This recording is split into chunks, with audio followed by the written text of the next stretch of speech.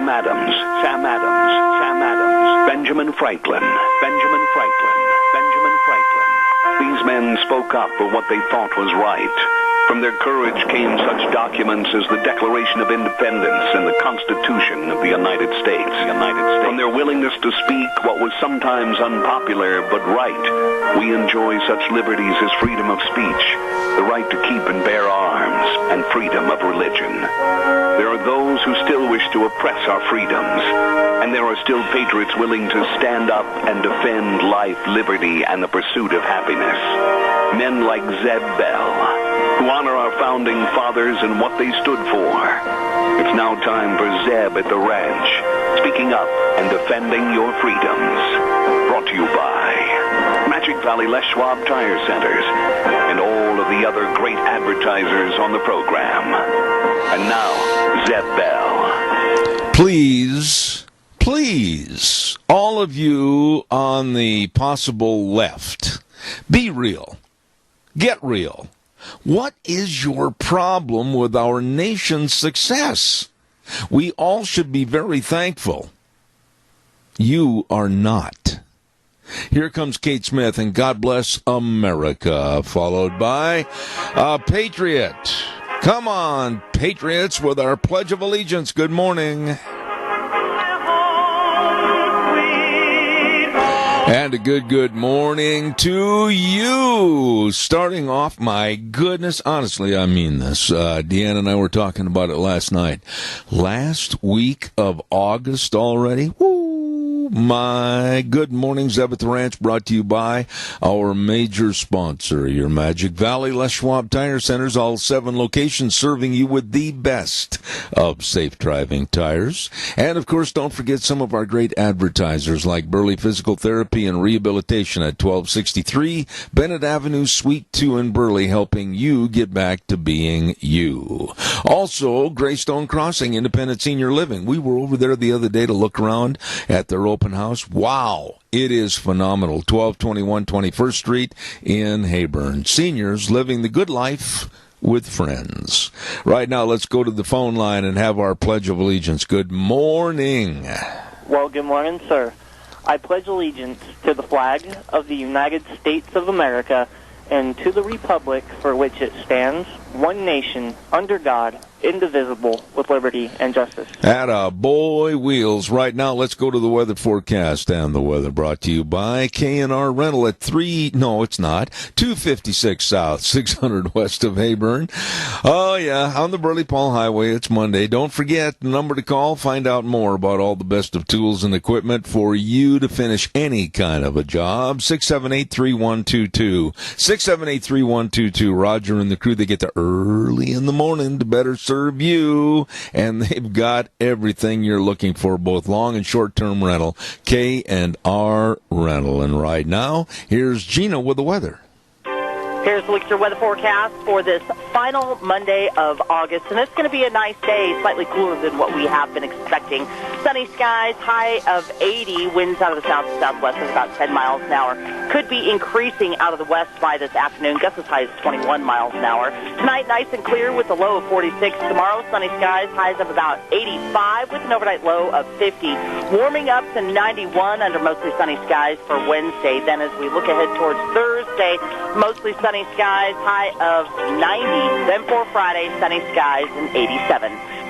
That's the look at your weather forecast for 7. Not bad. You know, it's the end of summer, the last hurrah, and a good forecast. Thank you, Gina, and it was brought to everybody by K&R Rental. You know, they've got all the lawnmowers, they've got all the, the excavators, the air compressors. I mean, really get in there and check out everything you need before the ground freezes. I hate to say that. At K&R Rental at 256 South, 600 west of Hayburn. They get there, like I said, at 7 in the morning on the Burley Paul Highway. K&R Rental at 678-3122. Want to also remind you about our dear friends at Daryl's Cleaners, and we're going to be heading over there, as a matter of fact, after the program today. I got a great big bag of rumply crumplies to take in there and let them work their magic to come back to me looking brand spanking new. The best at Daryl's Cleaners, 1223 Albion Avenue in Burley. I urge you to stop in, say hello, take your clothes in there. You'll be so happy you did. Daryl's Cleaners in Burley. Yep, it's true. Absolutely the best. Caller, good morning. You're on the air. Good morning, Zeb. My friend. How art thou? Thou art pretty good. You know, you and I are going to go down and buy us the biggest water truck you've ever seen. It'll hold thousands of gallons of water, and then we're going to head for the Amargosa Valley in Area 51, Nevada, because we want to be ready when these 3 million people converge on Area 51. And we want to be ready so we can sell this water for $100 a gallon. Yeah. There is no water there. Yeah, I tell you what, this deal about Area 51 and the convergence out there onto some secretive, which I think it needs to be, land of our United States government. I don't know, Keith. I think a lot of people are trying to make a big deal over nothing for the publicity. I'm not in favor of doing this kind of thing. I've known some of what goes on at Area 51 for 20 years since I started this program. And for these people to try to make a raid and all this, I think it's despicable, really. That's my feeling. Maybe you disagree. No, it is speculation, and I know you don't deal in it. But this is a good example of how much we need our farmers and dairymen and everything. Oh, yeah. Because when the socialism comes in, there's not going to be any food, water, or any. You better learn how to grow your own tomatoes, I'll tell you that, and I think you're spot on as always. By the way, thank you to you and Nancy for all you do at Lunch Bunch, and especially to that lovely lady that's your roommate, because she is the sugar cookie queen. Well, I do all the work, and she gets all the credit. Ooh, I wouldn't want to be in your house right now. Watch out. Watch out behind you, man. There's a mad woman with a hatchet that's creeping up on you. If you don't ever hear from me again, you know what happened.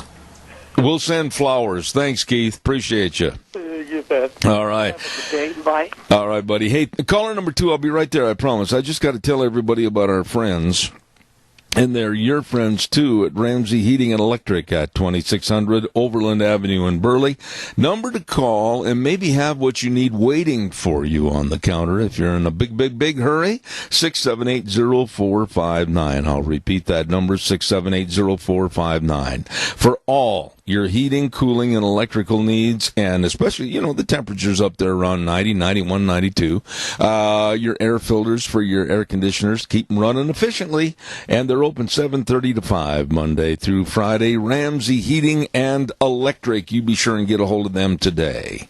Also, real fast before I take my next call, want to remind you about our dear friends at Denny's Restaurant. We were over there last week for our lunch bunch, and I got to say this. I don't have to say it because I want to say it. I love each and every one of our lunch bunchers. They are the most phenomenal people. We get together once a month at Denny's Restaurant, 611 North Overland in Burley, America's Diner. Everybody enjoys a great lunch. Everybody enjoys all the door prizes and the camaraderie and everything.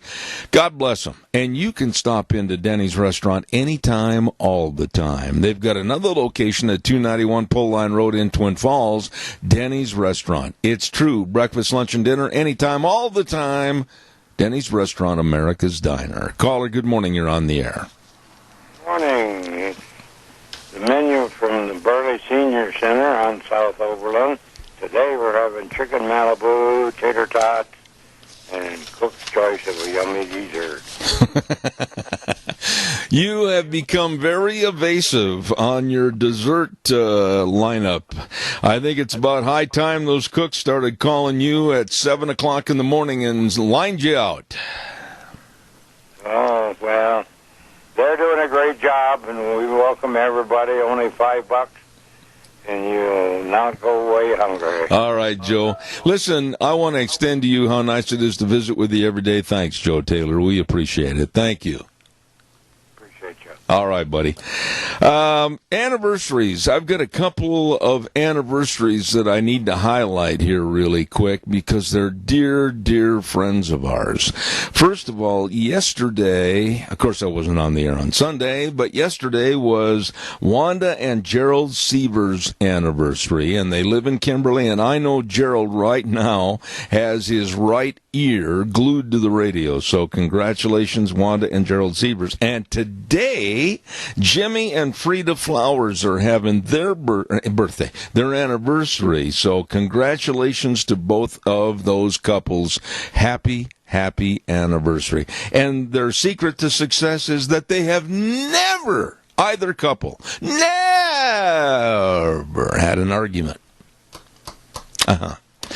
Okay, calls are welcome, 436-2244, 1-866-927-4587. Want to remind you, too, about Ark Animal Hospital before we get in the swing of things this morning. Ark Animal Hospital at 750 21st Street, near Connection Credit Union in Heyburn. Hello, Dr. Bill. Hello, all the staff over there. My goodness, a mixed animal practice, meaning big and small. They take care of them all. Absolutely, whether you got horses, cattle, or itty-bitty kitty cat. They can help everything. All you need to do is call the number and let them serve you. 678-1177. Ark Animal Hospital in Heyburn, where they have the warm hearts for the cold noses. Absolutely.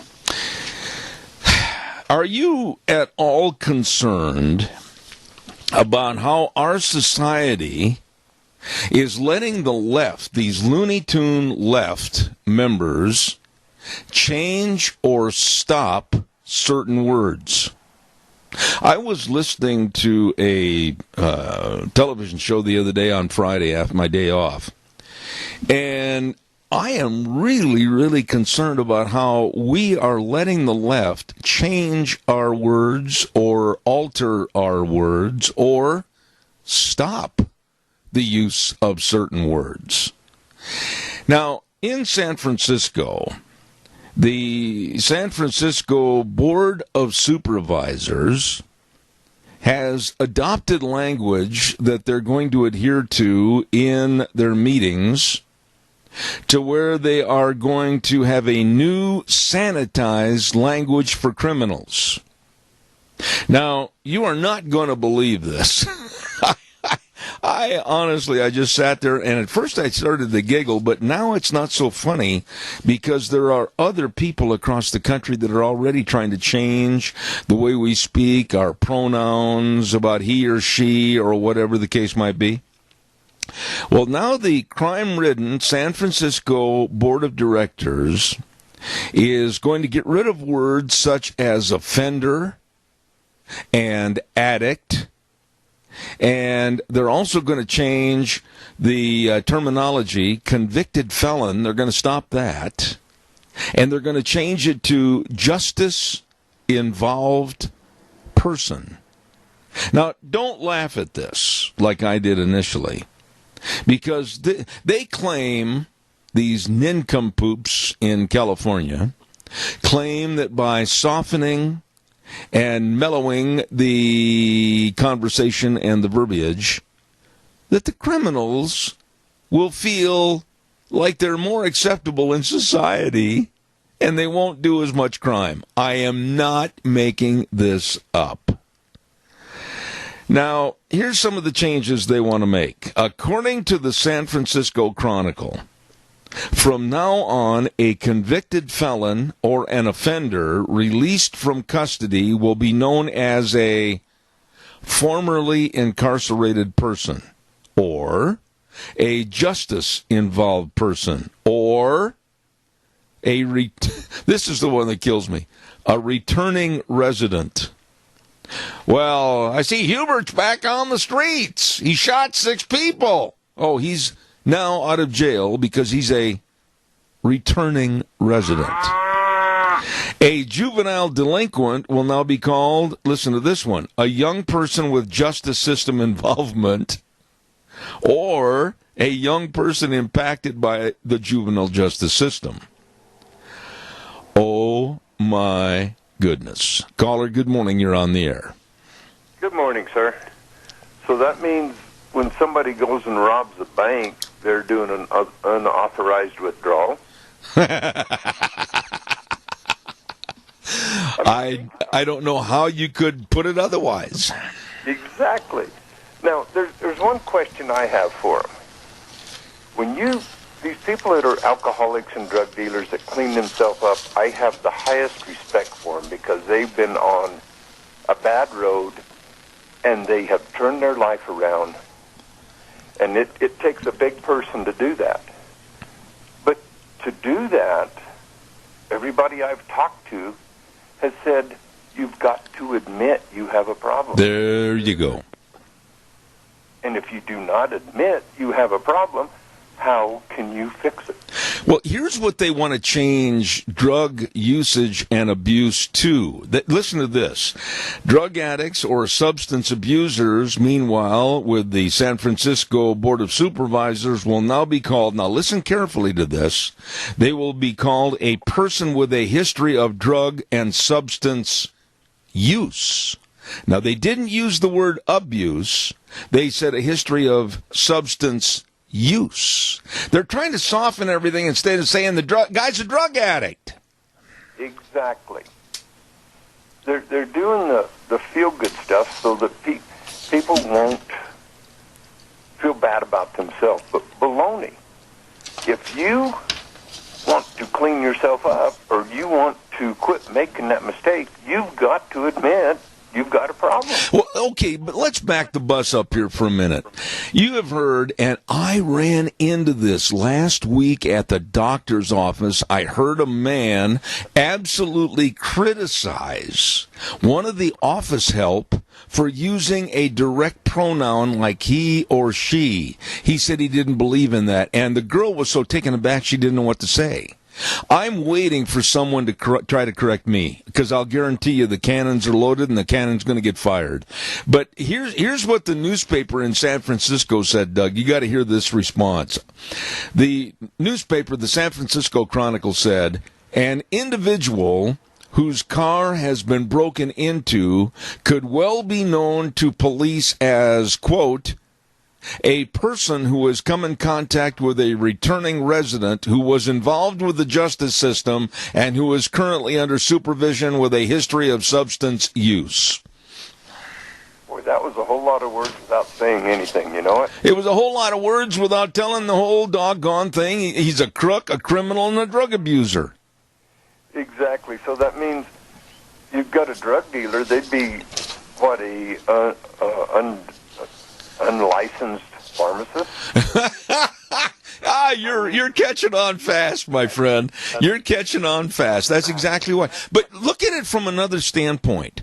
The softening of crime, and we're hearing Democratic nominee after Democratic nominee. Bernie Sanders, Kirsten Gillibrand, and, of course, Kamala Harris, everybody saying, oh, well, we've got to come up with plans to let a lot of these people out of prison. They just had hard times, and they're serving a long sentence, and we got to figure out a way to let them go. And I say, the heck with that. They did the crime, now they do the time.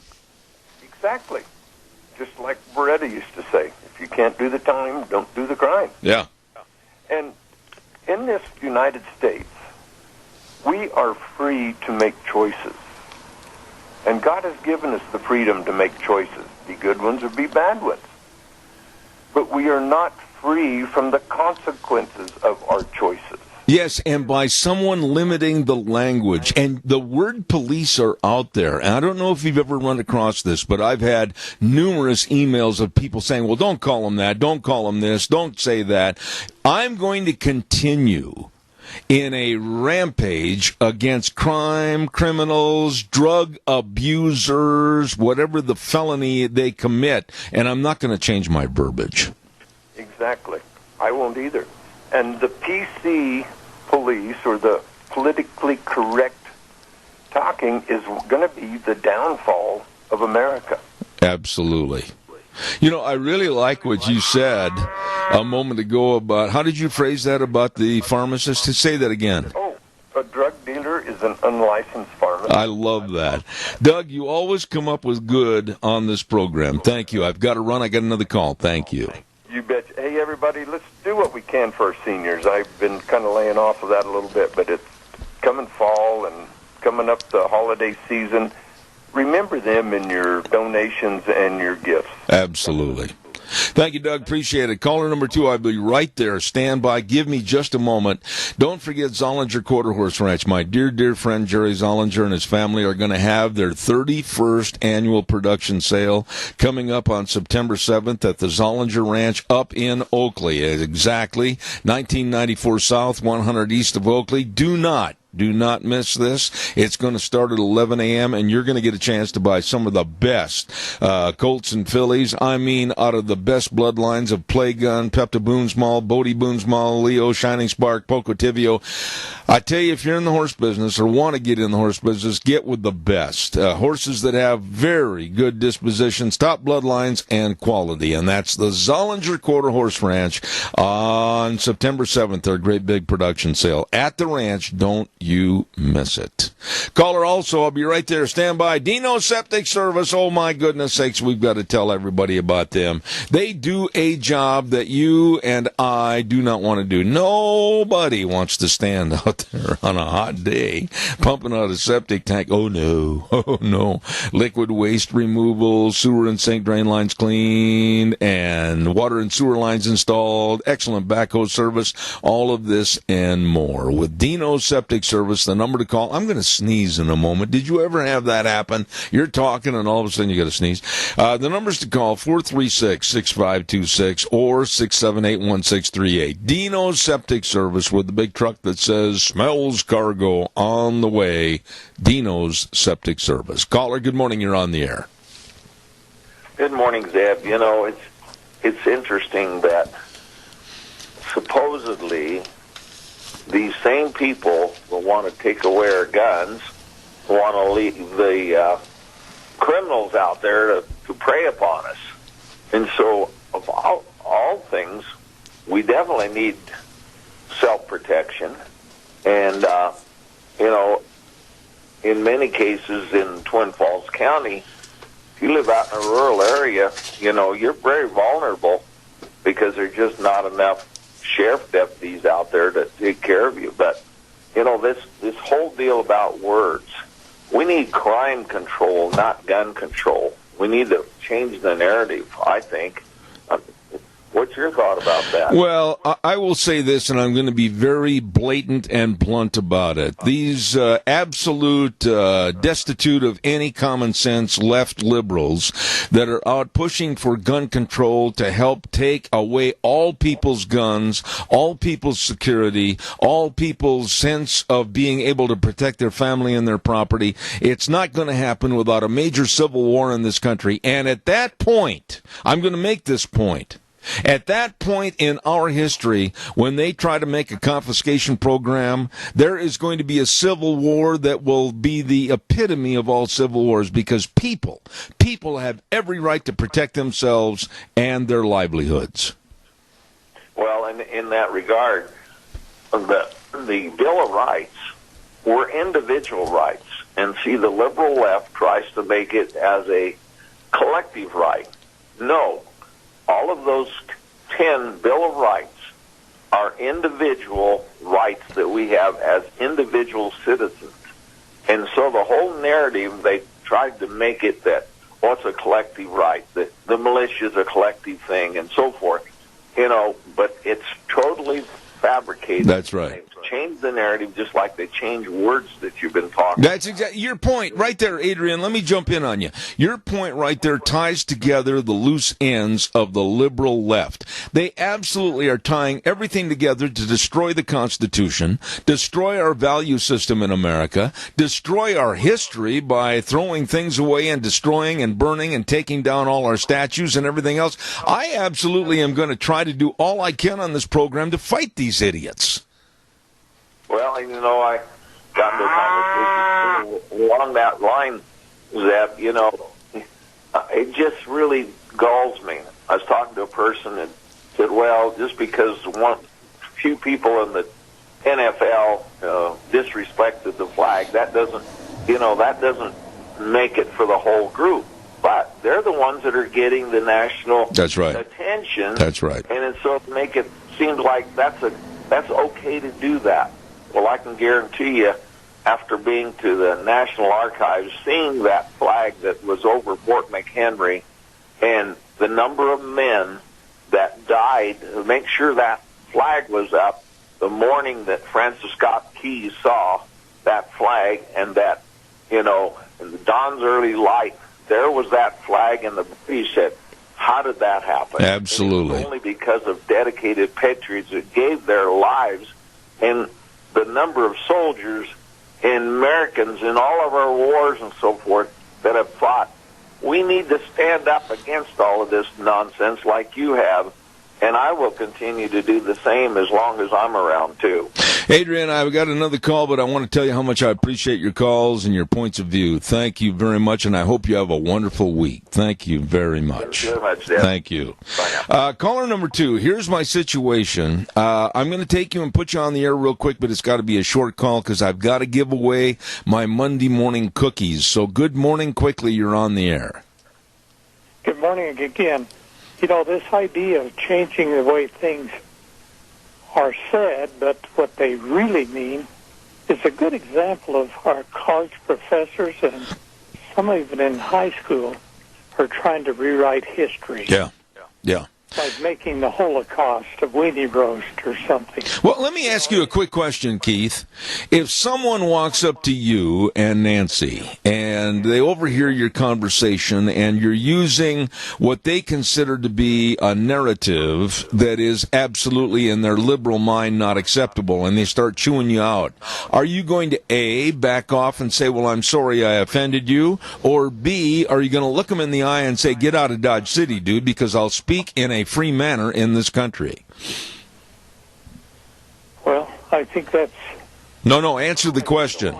I know what we should do, but what will we do? Well, that's my point to you. What will you do? Will you stand up for your First Amendment rights, or are you going to kowtow and back up and say, I'm sorry I offended you? I personally will never say I'm sorry. Why? Why? Why would you not do that? Why would I tell him I'm sorry? Well, sorry, and... No. Don't go there, my friend. Let me point this out to you. If I'm using a what they call indiscreet or wrong pronoun when it's accepted and has been accepted in our English language ever since the language began, if I'm sitting there talking about something as far as maybe a convicted felon and they're offended because I didn't say justice-involved person, do you think I'm going to apologize or should apologize for that? Heavens, no. Well, that's my point. That's my point that I was asking you. Are you going to back up and say, I'm sorry I offended you, or are you going to stand tough and say, please do not bother me with your absolutely amateurish ideas? Yeah, and I have one other thing to add to that. My wife was listening when I called in earlier, so... I may have to find a different place to live. Okay, well, you grab a blankie and hit the streets. See you later. I got to run. Thank you. It is time to give away some absolutely past time. I'm late giving away our Sophie's Chatterbox cookies at 530 East Street in Rupert. Oh, what a great bakery. Oh, what a fantastic restaurant. And if you win the cookies, you, of course, need to call them and let them know when you'll be by to pick them up, okay? Here's the question for the day, and I'm in a hurry, so please answer this as fast as you can. It's an easy one this morning for our cookies from Sophie's Chatterbox. What was the name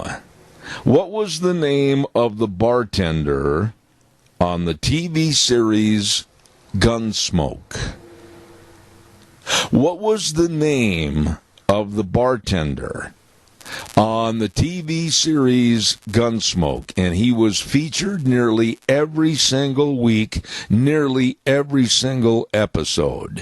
First person to call, excuse me, first person to call 436-2244, 1-866-927-4587. You will win the cookie. So quickly, give me a call, and we'll get you on the air as the cookie winner.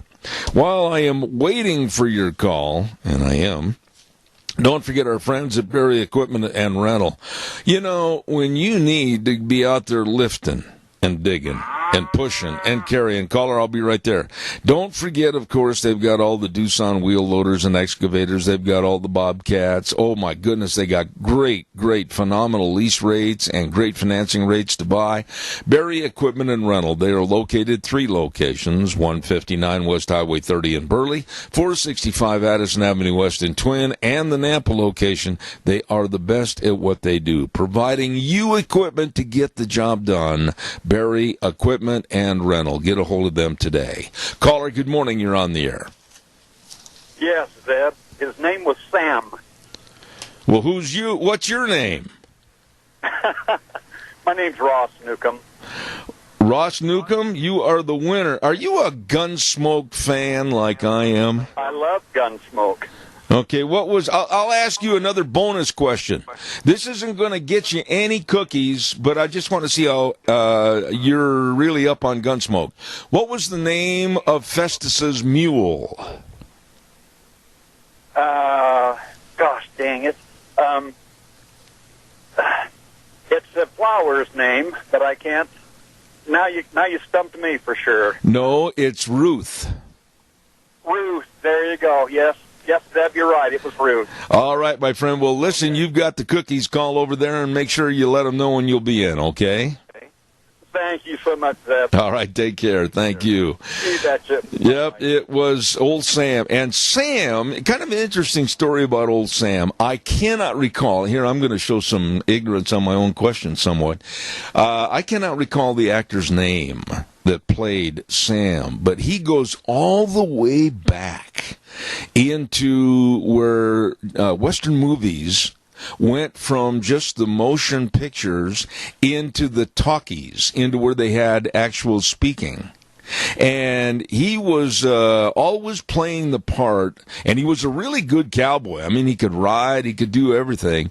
And I know I've caught him on numerous episodes of the old Hopalong Cassidy series. So Sam the bartender in the TV series Gunsmoke, a long-time movie cowboy. Calls are welcome, 436-2244, 1-866-927-4587.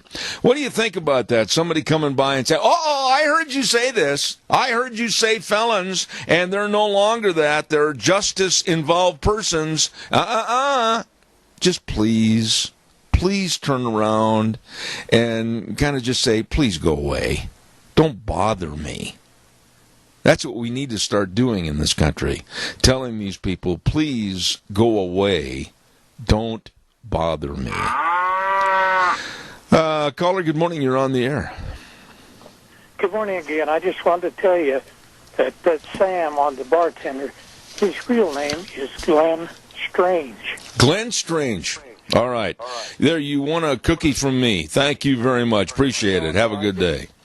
Just wanted people to know. All right, buddy. Thank you. Great, big, burly, kind of a hulk of a guy.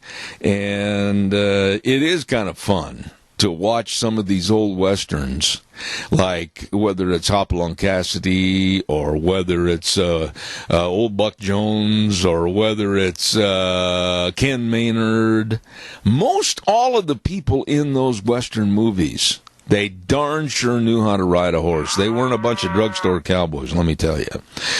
Caller, good morning. You're on the air. Good morning. One more thing to touch on the gun confiscation and that. Do you remember, well, you're not old enough, but Keith might be old enough to remember last time they tried to confiscate guns? Well, you're talking about World War II, right? Prior to World War II? No, I'm talking about the Civil War. Well, that's true. Well, Keith wasn't back there during the Civil War either. Now you've made an enemy, buddy. Anybody that wears shorts to lunch bunch better be careful. But anyway, the British tried to confiscate. That's right. Well, that's the Revolutionary War. You skipped the war. I did too. I'm sorry. I was too busy digging at Keith because he upset me last week. Oh, okay. But that's what happened when they tried to confiscate. So they better read history and learn what happens when you take free people and try to enslave them. And you know what, Doug? There's going to be a lot of people that are going to be upset because I say this, but you know as well as I do that it is coming. It's kind of a building dust storm on the horizon with the liberal left that wants to have complete, underline that word complete, control over you and me. Exactly. You take a free person and try to enslave them, they're going to fight. As well they should. Exactly. As well they should. You brainwash them, like getting the youth and brainwash them, and then when they get old enough, then they will gladly accept it. Yep. Because they do not know history, the true history. And we're seeing that so obvious with the millennial generation right now. Exactly. So, got to run. Thanks, buddy. Appreciate it very much. Caller number 2, I'll be right there. I want to remind everybody about the great big Magic Valley Stampede at the Twin Falls County Fair. Wow. I mean, they've made inroads to make this one of the biggest and best rodeos, one of the top 60 professional rodeos in the country, and now part of the PRCA Pro Tour Series. That is not anything to just wink and walk away from. Let me tell you, that's pretty important. Magic Valley Stampede is going to be this coming weekend, August 29, 30, and 31. Tickets available at www.twinfallscountyfair.com. The nation's best cowboys and cowgirls on the greatest of bucking stock at the 2019 Magic Valley Stampede, attached and connected to the Twin Falls County Fair. Caller, good morning. You're on the air. Yes, good morning, Zeb. This is just another example from San Francisco where the inmates are running the asylum. Oh, yeah. And this is going to spread all over the state of California. Well, California is finished. It's not only going to spread from California. It's going to eventually, the cancerous statements and thoughts are going to go all across our nation, and we have got to turn around, spit in their eye, and say enough is enough. Well, these people are going to have the right to vote. These ones that are being put up on a pedestal. Yeah. And you know how quick that's going to happen. You're going to get all these wrong derelicts and everybody else giving them the right to vote, and pretty soon there won't be a Republican left in the state of California. Well, I just really feel that conservatism and morality and a semblance of right and wrong and calling it as it is. Oh, Tony, as you well know, we're in trouble because the left is trying to absolutely take away the building blocks that this country stands for, and they're trying to make this nation crumble. And you know what? It's about high time, past time, that we fought them. Well, the big problem coming up is you got Cortez and that other bunch of unholy people are looking to bring guerrilla warfare to every city in this nation. Yeah. And are working hard to do it. Don't please get me started on Alexandria Ocasio-Cortez and Ilhan Omar this morning. That would be the last semblance of any sanity I'd have for the day, because I will absolutely start to burn my hair over their idiocy. Thank you, Tony. God bless you, man. Thanks. You are welcome. All right, sir. Good man right there. Oh, I got to get a weather forecast on here real quick. Weather forecast brought to you by Mount Harrison Audiology and Hearing Aids. And I urge you, I really do, if you're noticing having any hearing loss, or you're in a conversation and you keep going, what'd you say, Martha?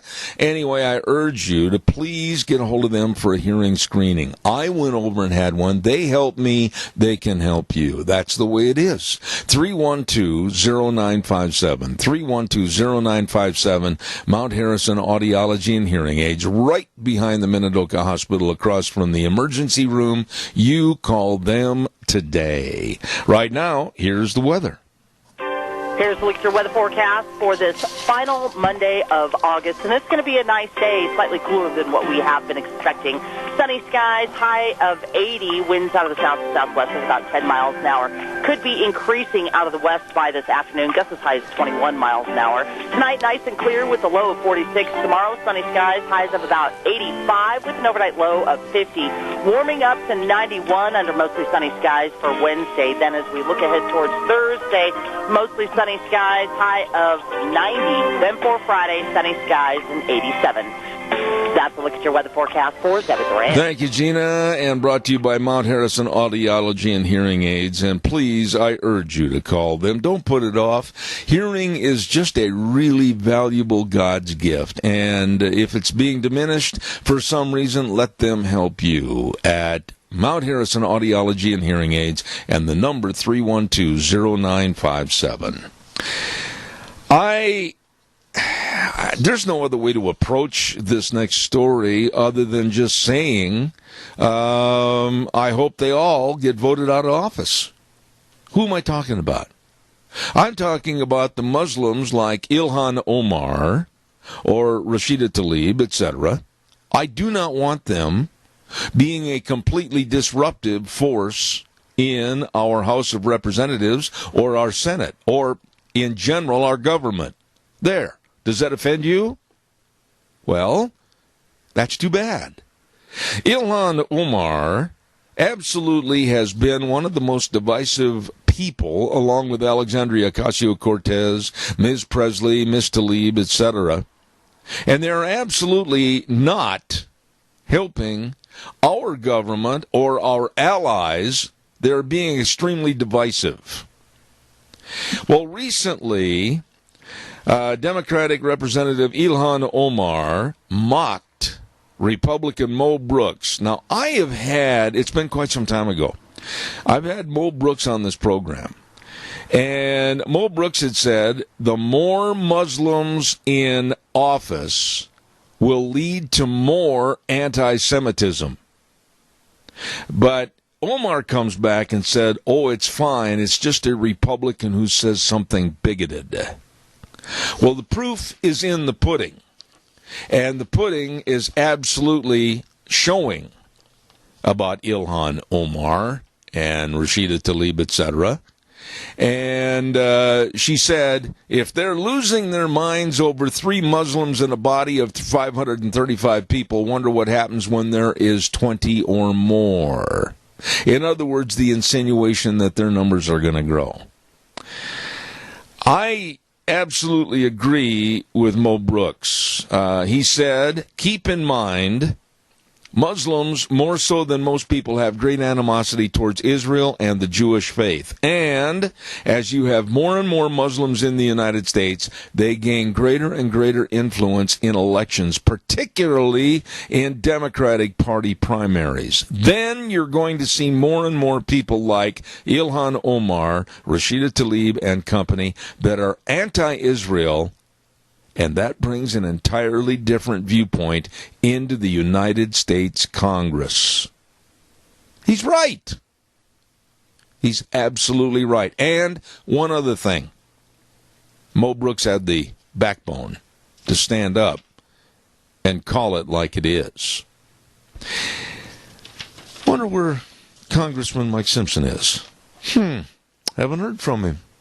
Haven't heard a remark at all about Ilhan Omar, Alexandria Ocasio-Cortez, Presley, or Tlaib.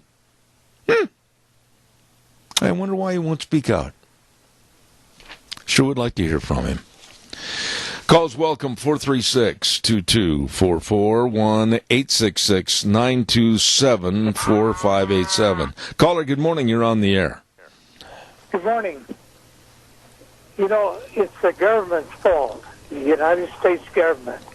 They brought all those people over here, those Muslims, and I don't know how many hundreds there is in Minnesota, but they let them get all in one group where they can raise all kinds of havoc. And how can you get anyone else elected when there is no one else but them?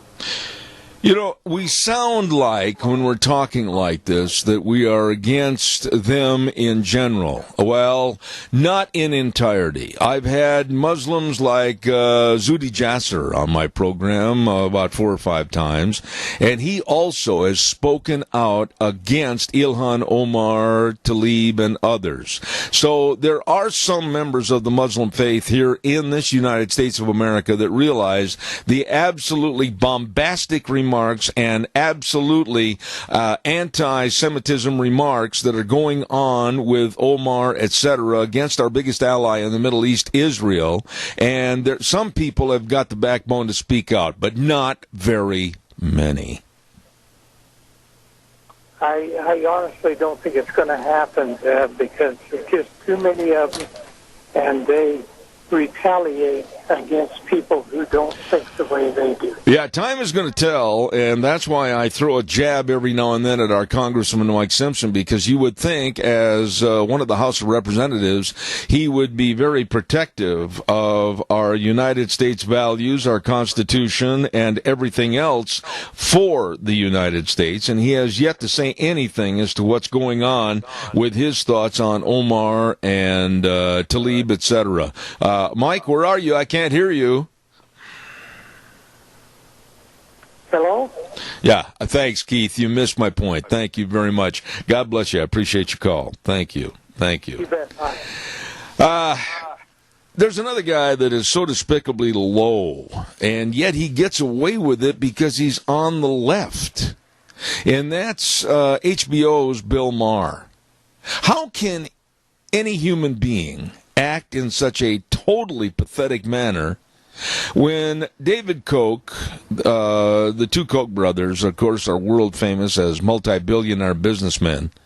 David Koch just recently passed away, and Bill Maher came out on his program and said that he hoped that his death was very painful, and he hoped that his death he was glad about his death. How could you ever come out and do or say something like that? Maher said he and his brother have done more than anybody to fund climate science deniers for decades. And then he made an expletive about David Koch, and he said the Amazon is burning up. I'm glad he's dead, and I hope the end was painful. The Amazon is burning up because somebody set a fire. It wasn't climate change. Somebody set a fire. And here's another. Shadowproof managing editor Kevin Gastola tweeted that the Koch family should drop his body out of a luxury jet into the blazing Amazon rainforest in Brazil. This shows you and gives you a complete, clear indication as to how absolutely brainless and heinous left liberal thinkers, if you want to call them thinkers, are.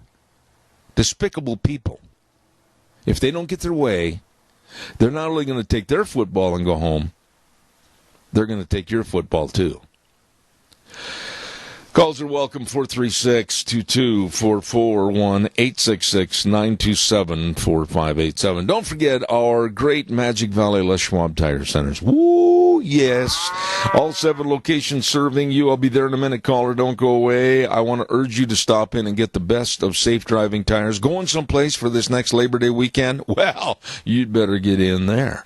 Absolutely. And check out the brakes, the front end, and, of course, the shocks and struts and the batteries, and, of course, your tires. Stop in and see Lane and Rupert, Dave on Blue Lakes and Twin, Mike and Buell, Mike and Jerome, the Twist family in Paul, Daniel on Poline in Twin Falls, and Trent on Overland in Burley. Yep, the best. That's it. Plain and simple. Your Magic Valley Les Schwab Tire Centers. Caller, good morning. You're on the air. Morning, Zeb. As far as our representative that's supposed to be representative that nobody hears from, he's a coward. That's just what it is. He's only going to look out for him in his best interest. I don't know why he considers himself a Republican, but he does, and a lot of other people do. I think he's just another snake in the grass that is overpaid and undereducated in most things.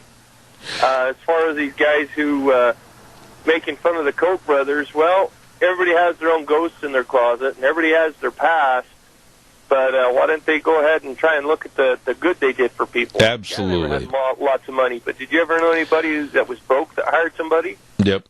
And Riley, I got to interrupt you because I've got to run to the news, but I will say this. Your point's very well taken. The Koch brothers did a lot of good for a lot of groups, a lot of people, and helped a lot of people in need. And for Bill Maher to act in this inhumane fashion, he's disgusting and he's despicable. Thank you for your call. Appreciate it. Later. Thank you, buddy.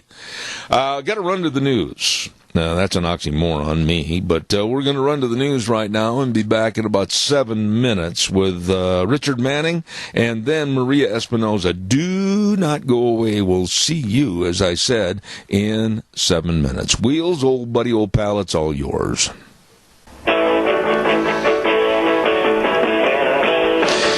Oh, good morning. Good morning on the last Monday of August. Holy smokes, like I said last hour, where did summer go? Somebody go find it, please.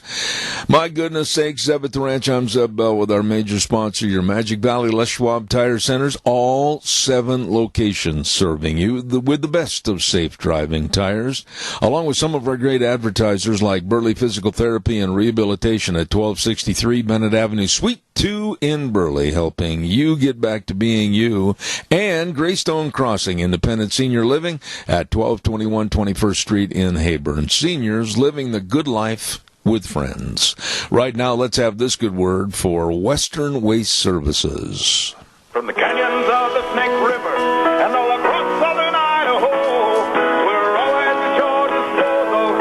Western Waste Services, we care about our community, our resources, and this great land. Western Waste Services is lending a hand, always at your disposal. Western Waste Services. Oh, we had Joe on the program with us last week, and believe me, Western Waste Services, they are always at your disposal. I urge you to give them a call, get on the route service, have your garbage picked up weekly. If you need a dumpster or multiple dumpsters to clean out your basement, your garage, whatever, oh boy, I need about 30 of them.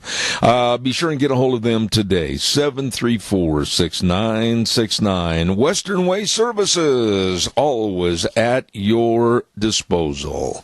Want to remind you, too, coming up September 7th, put it on your calendar right now if you haven't yet. The Great Big Zollinger Quarter Horse Ranch, their production sale, 31st annual, and let me tell you, some of the best bloodlines in the world. And with these top-notch bloodlines, you're going to get the best of quality, the best of dispositions, great horses for use, whether you need rope horses, cutting horses, cow horses, trail horses, all of this and more. At Zollinger Ranch, they're going to have their Great Big Quarter Horse sale September 7th at 11 a.m. at the ranch in Oakley.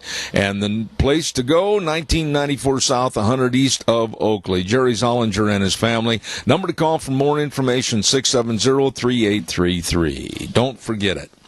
And while I'm on a roll here to get rid of some of the absolute information that you need to have, I want to remind you, too, about our friends at Hanson Mortuary. You know, they've been on the program for so many years with us, and they're so community-oriented. And I don't think you could ever find a nicer, more kind man and his family and staff than Joel Heward, manager of Hanson Mortuary at 710 6th Street in Rupert. Absolutely providing the families they serve with the best possible support and comfort, and always with the highest ethical standards, with unquestioned integrity. Please write the number down and call 436-5636. Hanson Mortuary in Rupert, and Joel Heward also serving you and your family at Morrison Payne Funeral Home on East Main in Burley.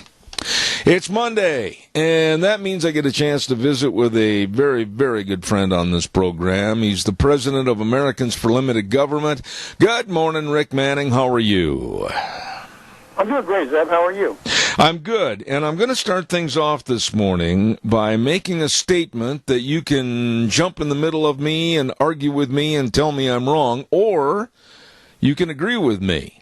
I think what Donald Trump... I'll come back next week, so this is an easy choice. Okay. Rick, I'm going to say this, that I think President Trump is doing an outstanding job in making the world stand on their tippy toes and understand there's a new Matt Dillon in town and we're going to do things for the benefit of America first. That being said, Trump at the G7 summit, I think he's got a lot of people's attention, and he is the one that's going to line out, I think, China into becoming much more trade-oriented for fairness, because we, the United States, are the only country on the face of this planet that can do this, and I believe Donald Trump is doing the right thing. Your thoughts? I 100% agree. I'm writing a piece for Breitbart right now dealing with this exact subject. What people focus on, and things like the Japanese agreement, is, we're going to buy a bunch of, they're going to buy a bunch of corn. We're going to end up with lower amounts and maybe some more beef, and we're going to lower tariffs on some industrial goods. So the Japanese will be able to export some industrial goods to us, and it truly is a win-win kind of arrangement. What's really significant about it is that the president, in one fell swoop, basically told China that you don't get to control the trade agenda. China can't go around and do trade agreements with other countries around the world because they want to dictate terms in such a way that do everything the way it is and sell, basically have all of our stuff flood your markets, and you end up being hollowed out as a country and then bow to us.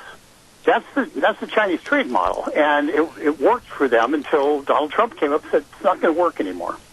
And so the Japanese agreement is far more significant because it signals when you combine. Now it's not a total comprehensive agreement under like a free trade agreement. I think we're moving in that direction, but when you combine it with what just was done in South Korea with a trade agreement, and then you look at the economic stuff that the president's trying to do with Vietnam, and you look at the meeting he had at the G7 with Prime Minister Modi of India, suddenly what you see is and we're talking to Australia as well for contextual, we are basically putting a wall up in Asia to counter the Chinese. And that's significant. That matters, and it's not a wall through something that's a multinational thing that doesn't meet. That's basically a one-size-fits-all treaty where Brunei and Japan are treated the same. That's stupid. And that was what the Trans-Pacific Partnership was. The Trans-Pacific Partnership was essentially a plug-and-play agreement where everybody else could plug into it. We ended up with a World Trading Order that totally obviated the U.S. Constitution and our own individual right of sovereignty. But bilateral agreements with each of these countries, meeting each of our countries' needs, is the way to go, because then we become the hub of a trade wheel. And that's what President Trump is constructing. And he's doing it with the mutual interests of the Japanese, of the South Koreans, of hopefully the Indians, which we're a little farther away from an agreement with India, Australia, and we effectively at that, and the Vietnamese at a different level. But we effectively at that point created a situation for China where are they going to trade? Similarly, he met with Boris Johnson, and he's meeting with Merkel today from Germany. And so he's attempting on the European side to do an independent deal with the UK when they leave the EU, and to do an EU deal, which will actually meet both that entity's needs and the U.S. needs. So you've got as those things evolve and occur, essentially China can be isolated economically. And China can't afford for that to occur. And they watched what happened to the G7. They saw that Japanese deal, and suddenly China wants to soften the tone of all this trade dispute. And they're like, no, we got to soften the tone. Of course, the left wing media, China wants a rational policy, blah blah. You know what it is? China now looks and sees the game, and they now understand we hold the cards, they don't hold the cards. And their only hope is to try to delay and basically obfuscate and create an environment where President Trump can't win in 2020. If President Trump wins in 2020, it's game over by 2024. And China will have to decide that they're going to be an actual real world player in terms of not stealing intellectual property and not manipulating currency, at least through 2025 when President Trump is gone. And at that juncture, our country is able to catch up from an industrial perspective. That's what happened at G7, and all the naysayers like the Joe Walshes of the world. I can't help it that they're not smart enough to see it, but that's what's happening. You know, Rick, you and I we should make an application to help Donald Trump run this thing, because, quite frankly, our policies, I think, are in cohesive movement with what they're trying to do. But the rest of the world, what they should do is go to Mr. Jones with the Dallas Cowboys and try to hire his cheerleaders to go around the world and use those cheerleaders to cheer on Trump for what they're doing. He's actually helping Holland and Vietnam and India and every country in the world with fair trade practices that are going to help everybody, but nobody sees it that way. No, here's the thing. They see it, but they're not ready to bet on one side or the other at this juncture. And the Europeans, because they're Europeans, they still, they smoke cigarettes holding them underneath their jackets, which are thrown over their shoulders. They're so. They've got such European arrogance that that they can't imagine that the world order that they were so carefully constructing with the hope of the Europeans being somehow the most important country in it, or at least a bilateral situation. They can't imagine a world where they aren't preeminent, and they still got a pre-World War I mindset, and we're 100 years from there. So it's the bureaucracies that have been set up through the EU are so destructive to the European economies. The fact that they don't allow people in Greece to grow potatoes in excess because they have to protect potato manufacturers and other growers in other areas. When potatoes grow I'm using potatoes as an example. Potatoes grow in Greece, but they don't grow in somewhere else. So they don't allow the efficiencies of the various nations to actually work for them. Unlike the United States, they are truly trying to maintain. They have such a bureaucratic overlay that they've effectively obviated the local governments, and a lot of those local governments are rebelling right now, and that's what you're seeing with the Brexit. In the UK, you've got Italians are the next in line to want to get out, and holding the EU together, this 20-year experiment together, is I don't think they're going to be able to do it. So it's and they should focus on that, and they should focus on figuring it out that it's in their interest for America to be strong. It's in their interest because that's when the European economies are strongest. Absolutely. And we've had this conversation with the leading German business magazine on Election Day, actually, and told them very simply, Donald Trump's going to be the best thing possible for Germany if you just allow him to do it. You just get out of the way. But if they insist on being preeminent, well, that's just a mistake. Do you see? I think there's going to be a lot of interesting things happening on the trade front. And this president gets this issue better than any president we've had in a long, long time. Oh, absolutely. And as a result, and his U.S. trade rep, Robert Lighthizer, I don't know when that guy sleeps. When you look back, and you got to be openly honest about all of this, Bush 1, Clinton, Bush 2, Obama. These trade deficits always in favor of other countries, primarily China and others, over the United States. These should have been addressed years and years ago. And now here's a guy, Donald Trump, that has the backbone and the spine to stand up and say, listen, we're going to change this. There's a new sheriff in town. I'm Matt Dillon, and we're going to make sure that it's more fair for American trade. And yet all of the Democratic nominees are sitting there saying, oh, he's going to destroy the concept of our friendship with other people in the world. He's going to destroy this and that. My goodness, I look at that as a strengthening, not a weakening. What are your thoughts?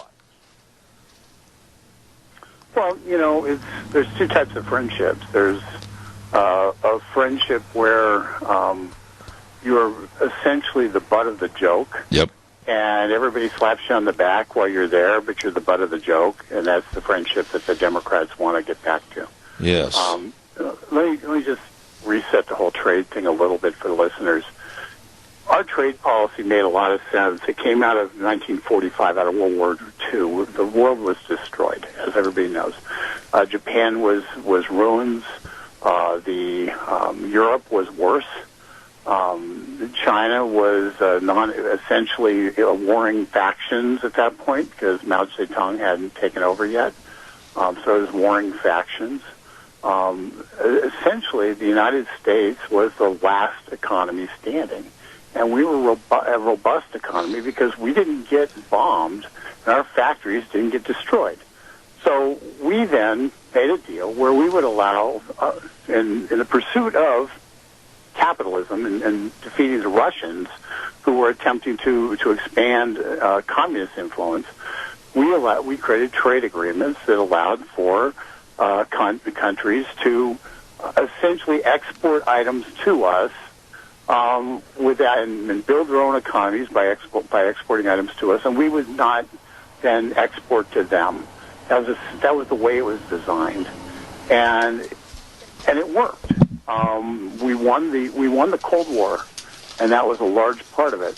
The problem is, once we won the Cold War, we didn't adapt, and within a few short years after that, we ended up with allowing China to go into the to go from having Congress have to give a year-to-year decision as to whether China would be allowed to get best rate on the card through most favored nation status. Instead, they ended up getting eventually in 2001 got the permanent normalized trade relations status, which set the course for the last 20 years. Where China was able to effectively then flood our markets, put massive tariffs on our products so we couldn't export to them, have forced technology transfer. So if you moved a factory to China, they'd effectively steal your plans, deconstruct it, rebuild it, two factories next to it, flood the market with the material you're building, and drive you out of business. They forced our tech companies to give them the keys to the castle in terms of intellectual property in order to access the Chinese markets. They stole things from our national labs during the Clinton administration, which was before PNTR. They stole things from our national labs, and some would say in exchange for a lot of money, which came through James Riyadi from Indonesia. So you have a whole series of things where they engaged in a wholesale intellectual war against us, both traditional and non-traditional spying. And then they used that economic might they got to target industries like our steel industry so they could hollow out America and make it so we could not do the things that make the things that we used to make, that we could not be self-sufficient in terms of being able to make our own military craft. And so right now, 35% of our F-35 is built with components made in China. Okay? I don't know how. Whoever thought that was a good idea needs to be fired. So you've got those kinds of arrangements that exist out there, and untangling them is very, very difficult. But that's what this president is doing. And he's the first president who looked at that traditional trade thing that existed for 75 years and said, okay, well, we need to fix this. We no longer can live under this environment because it is the pathway for the United States is one of doom. And so he is. And he's doing it, and a lot of people on both sides of the aisle, are heavily invested in the status quo. And he's breaking up the status quo and doing so because it's the right thing to do. It's in America's interest, but it's also in the world's interest. And that's this whole fight with China. This isn't about, it's about intellectual property, and it's about currency manipulation. But you know what it really is about? Is China's got a plan that by 2025, they were going to be economically dominant. They were going to be able to dictate terms. That was their plan. They drive out our steel industry, they drive out our manufacturing sector, and effectively even our manufacturing we do is assembly. It isn't actually manufacturing where you make stuff from raw material to finished product. And in doing so, that was their plan, and they had it well on the way. And we're disrupting that plan. And the multinationals who invested into China now are looking at some of those investments going sour. And so they're bucking against it, saying, "Oh, this is going to cost so much money." But the real cost was if we didn't do this, those multinationals effectively found themselves being owned by China. And China is not as the Chinese people in Hong Kong are finding out, China is not a very, very nice taskmaster. I've got time for one more question, and I want to ask you this. Basically, it's kind of a statement to start off. At first, since 2016, the left and the Democrats used the word Russia as their key word. Then they kind of changed that after the Mueller report, and they went to racism. And now they're really touting the next R word as recession. What are they going to do if none of this occurs after the 2020 election, Trump's reelected? Is their new word going to be R, run? Re-election. Okay? That's the next R word, is re-election. There you go. Because that's what's going to happen, because this is they've lost all credibility, and I think the greatest transition that's occurred is that people don't believe the media anymore. 30 years ago in D.C., it was popular to have bumper strips that says, "I don't believe the Post," the Washington Post. And, it was something that, some very conservative people would have on their cars, and you kind of laugh and say, ha, ha, ha. Well, now, nobody believes the Post. Okay? It's a tainted publication. Nobody believes the New York Times. So the problem we have, Zeb, is very simple. There are people who ostensibly are on the right, like Joe Walsh, like Brett Stevens, who writes is an op-ed editor for New York Times, who has conservative credentials, like Jennifer Rubin, who is the supposed conservative writer for the Washington Post, who are so inundated in the left-wing circles of thought that they don't understand, that they can't actually see what Donald Trump is doing. And so they'll say, Stevens, he's the worst president in the history of the world, worst leader in the history of the world, kind of thing. And you're sitting there going, oh, really? He's worse than Mao, who killed 40 million of his people? Come on. So you have these people who are paid a lot of money to pretend that they're conservative and then carved from the right. And the fact is, they are nothing more than tools. And this president's going to get reelected.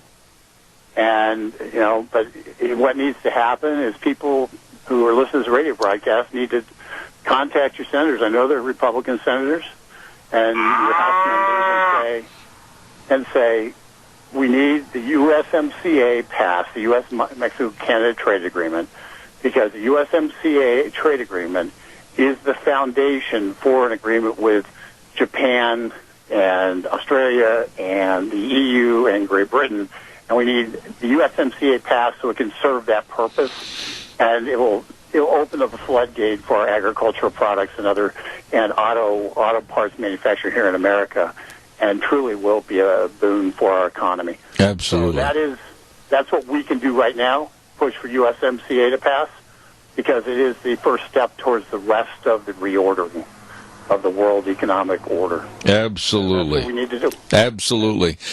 Dear friend, President of Americans for Limited Government, that's Rick Manning. Rick, God bless you. Have a wonderful week, and we'll talk to you. Well, next Monday's Labor Day. We won't be on the air. You'll be on vacation. We'll talk to you in 2 weeks.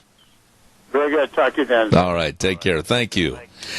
Ladies and gentlemen, I know there was a caller that's calling in, and Wheels, if you'd tell the caller I just flat ran out of time, that's fairly obvious at the bottom of the hour, and I apologize. I couldn't get them on, so we'll try to get their call a little bit later. Right now, I want to remind everybody about Burley Physical Therapy and Rehabilitation, and they're located at 1263 Bennett Avenue, Suite 2 in Burley, and I urge you to call and make an appointment. I mean, they have really helped me, Nick Greenwell, and all the physical therapists. They know how to help you with the exercises, and they're the only business of its type that has that hydrotherapy pool to help you with those muscles. Oh my goodness, don't put it off.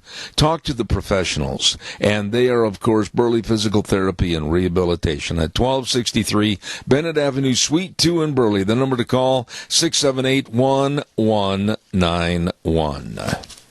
I want to also remind you that when it comes to, look at the calendar, and it's Monday, August 26th, and that means that summer is running out the back door. Yes, it is.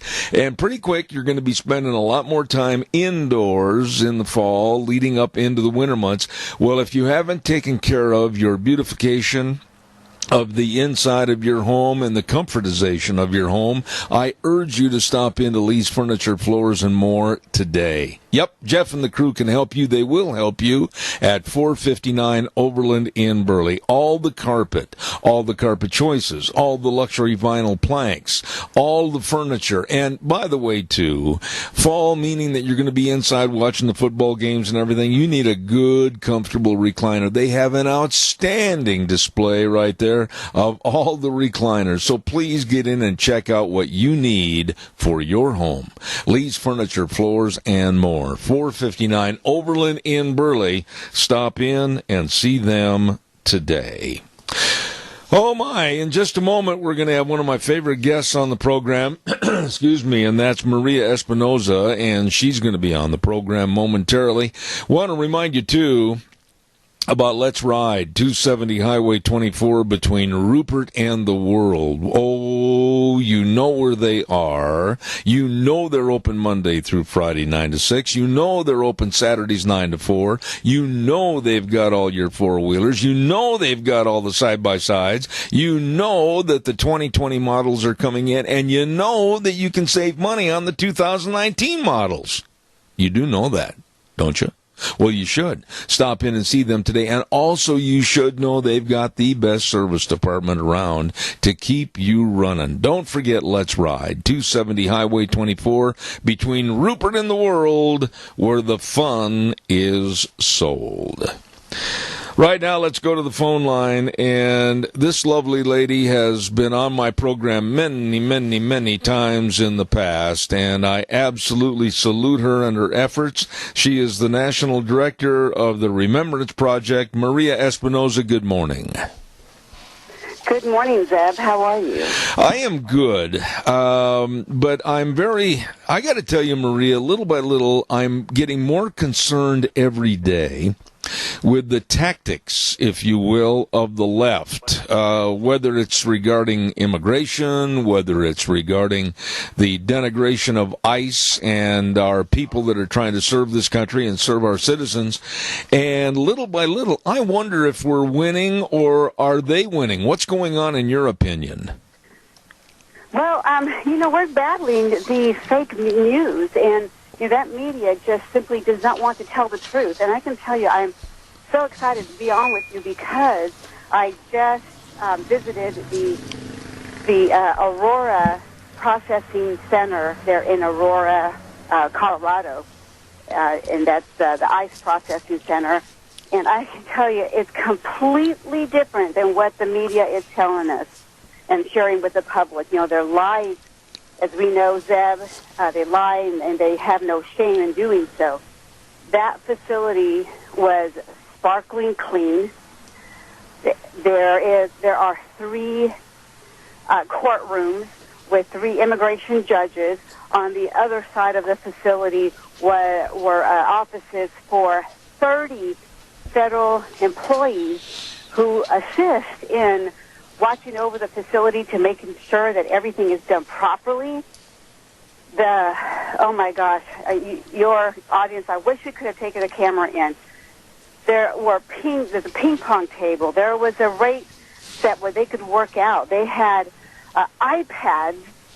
They shared 8 detainees to one iPad where they were able to FaceTime with their family and friends.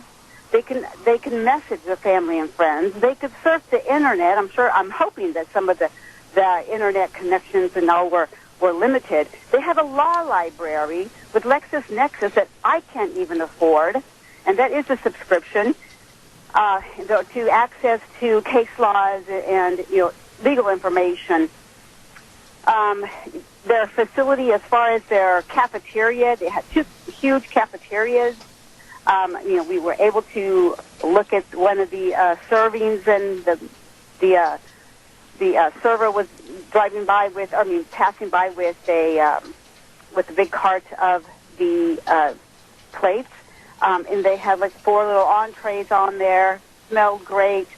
I just can't tell you how it was in my experience. I came away with a disgust for the media, and also how our taxpayer dollars. We have children who live in poverty and do not have the facilities anywhere near they have. They have air conditioning. They have a dental office right there. They had 2 doctors who were on staff and in their examinations room when we walked by.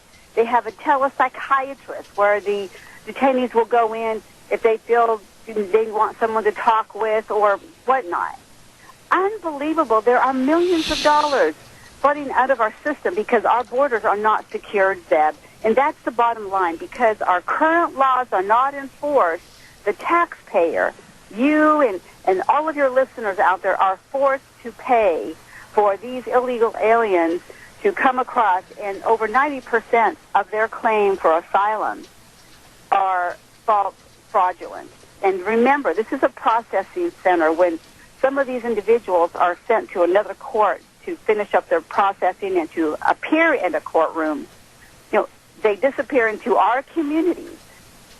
And there is one detainee who was there that we were told as we were walking through the tour there to stand along one side of the hallway because this detainee was coming. He was all in a red jumpsuit, which meant that he was a high level of security risk or criminality, violence, and I don't know what exactly that the definition is, but this individual was being led into another room, maybe an appointment he had, I don't know. But this man came from the same prison system, Supermax, that Ted Kaczynski was held in. I pray that this man does not get out and is not given a court appearance to which he will not appear. That means that he would be free in our community. That's very dangerous and a very scary part of this whole system. We don't know who we're allowing into the public because of some of these laws that are not being handled properly. Maria, your synopsis of what you saw and what you did, it just... I'm sitting here and I'm mad. I got to tell you right up front, I'm mad because here you were talking about these detainees, and you were talking about these people that cannot and should never be released in our society. But then at the same time, you're saying that we, the taxpayers, are providing them with amenities that the rest of American citizens can't enjoy. Exactly. And look, I would love to get a program like the LexisNexis, but we can't afford it. It's a subscription, and it's very necessary in trying to assist the families in getting the information that they need and the information that we need, because basically the media is not providing it. These municipalities that are sanctuary municipalities do not give that to our families and just the general public. The public needs to know what is taking place. And we had better do a lot of work this next year and a half and hustle up and understand what's going on. And I'm looking also at other matters as far as the people who are running for office. I want your listeners who could make a viable candidate and run for office in your local areas. That's so important. And look, I was just looking at an article where there are moderates running in the Republican Party. I mean, these are Democrats, and not even blue dog Democrats, so they're infiltrating into the Republican Party and running the opposites that conservatives who want to enforce existing laws and follow our U.S. Constitution and legislate for the betterment of our country and our citizens. That's what we want. But we're about to lose this country, Zeb, and after what I saw at that Aurora Processing Center, I'm disgusted with the media. I'm disgusted with people who sell out our country, who are lying, and they have, again, no shame in lying. These detainees are so well cared for. It is unbelievable. Let me ask you this. This is kind of simplistic, but I wished it would happen. And Wheels, we got a little bit of feedback on the line. Would there be an opportunity at all for you, your organization, whatever, to make any inroads to sit down face to face with the likes of Alexandria Ocasio-Cortez, a 30-year-old retired bartender that absolutely has no semblance of fact, mostly just fiction, and try to educate her as to how absolutely destitute of fact she is? Well, we've not made that request of her. However, I think that she would probably refuse the opportunity because then she would have to be faced with actually listening, yes, common sense and reason, yes, and addressing the issue that we brought forth to her. And, you know, we also memorialize the family members who were killed by illegal aliens of liberals. We are not political whatsoever. What we're asking for is for laws to be enforced and what I stated earlier. But I have not seen one Democrat who will sit with us. In fact, when I made an application to attend the Democratic State Convention in Texas, they were all fine over the phone. I submitted my check and the application, then didn't hear from them. In a few days or a week and a half later, I received a letter saying that thanks, but no thanks. You are not approved to have a booth as an exhibitor at our convention. Oh, my. And they returned my application and my check. That's the response that I want your listeners to know, that on top of the lies, there is this complete silence on our side of the story, which is the real and happening now in your own communities. We can't wait until your families out there are personally affected. So, again, I think it's the word again is urgency, Zeb. And right now I'm up in Portland, Oregon, right in the belly of the beast also. Oh, my. Probably California. But we're here at the State Fair, and we're spreading the word wherever we can. I had an opportunity to come up, and our state coordinator here, Leslie Rohr, and also Trump, a lot of female Trump supporters up here, too. So Good. We're just spreading the word and doing all we can. And I urge your listeners, I can't say this enough, Zeb, that simply listening to a wonderful radio show host like you is not enough. We have a caller with a question, Maria, before we have to let you go, and then I've got another question also as a follow-up. Caller, very quickly, you're on the air. Go ahead, please. Maria, I guess you travel around a lot, and you know, what we hear from the mainstream media is one thing, but what people actually will do when they go into the voting booth for the presidential election in 2020 might be maybe a lot different than what the mainstream media would like us to think. Maybe, you know, admitting you like Trump and admitting you're going to vote for Trump is something that is, you know, something you're going to just keep under your hat. And when you go into the voting booth, you'll just vote for him, and you may not even tell your wife. But I can't imagine how Hispanics, who tend to be entrepreneurs and free market capitalists, would not be, you know, doing better with here. And then, of course, black unemployment is low as it's ever been. Hispanic unemployment is low as it's ever been. All the things that he's done. Of course, the mainstream media doesn't want him to be successful because they've got to do anything to win the election in 2020. I'll hang up. Respond to the caller, please, Maria, if you would. Okay, there's a couple things I didn't quite. He cut out a little bit, but I think that his question was basically about as a Hispanic and voting for Trump, or other people who are not really vocal about voting for Trump. So I mean, we have to be vocal. Don't wear a red MAGA hat in the middle of Antifa riot. Let's be smart about it. But I think that we have to talk with our friends and neighbors, and that's it. If we can't stand up for our own country, for the laws and the U.S. Constitution, no one else will, Zeb. We have to be vocal and be out there and drum up support for this president who has accomplished so much in his short time, and being so viciously attacked and blocked, and even from his own party. And I'll tell you also right now, I think I can mention it, that I am running for Congress in Houston. Good. My husband and I returned to Texas, and we were in Washington, D.C. for 2 years, but I can see that all the work that we're doing is for naught if we don't have that individual who will champion our cause and demand that laws are enforced and that our U.S. Constitution, which they swore an oath to when they took office, is not followed.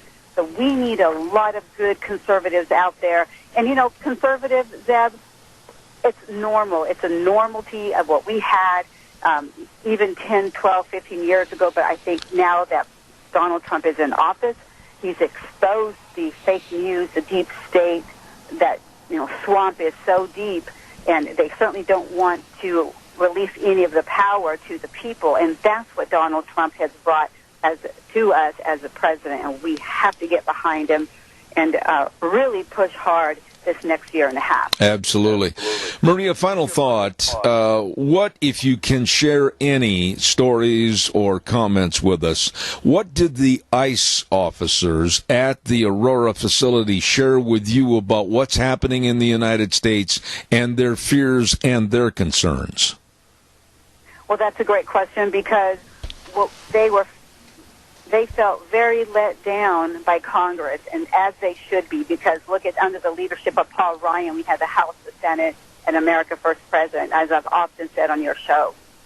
And yet Paul Ryan sat on his hands and obstructed and actually moved to assist those who opposed this president and his agenda.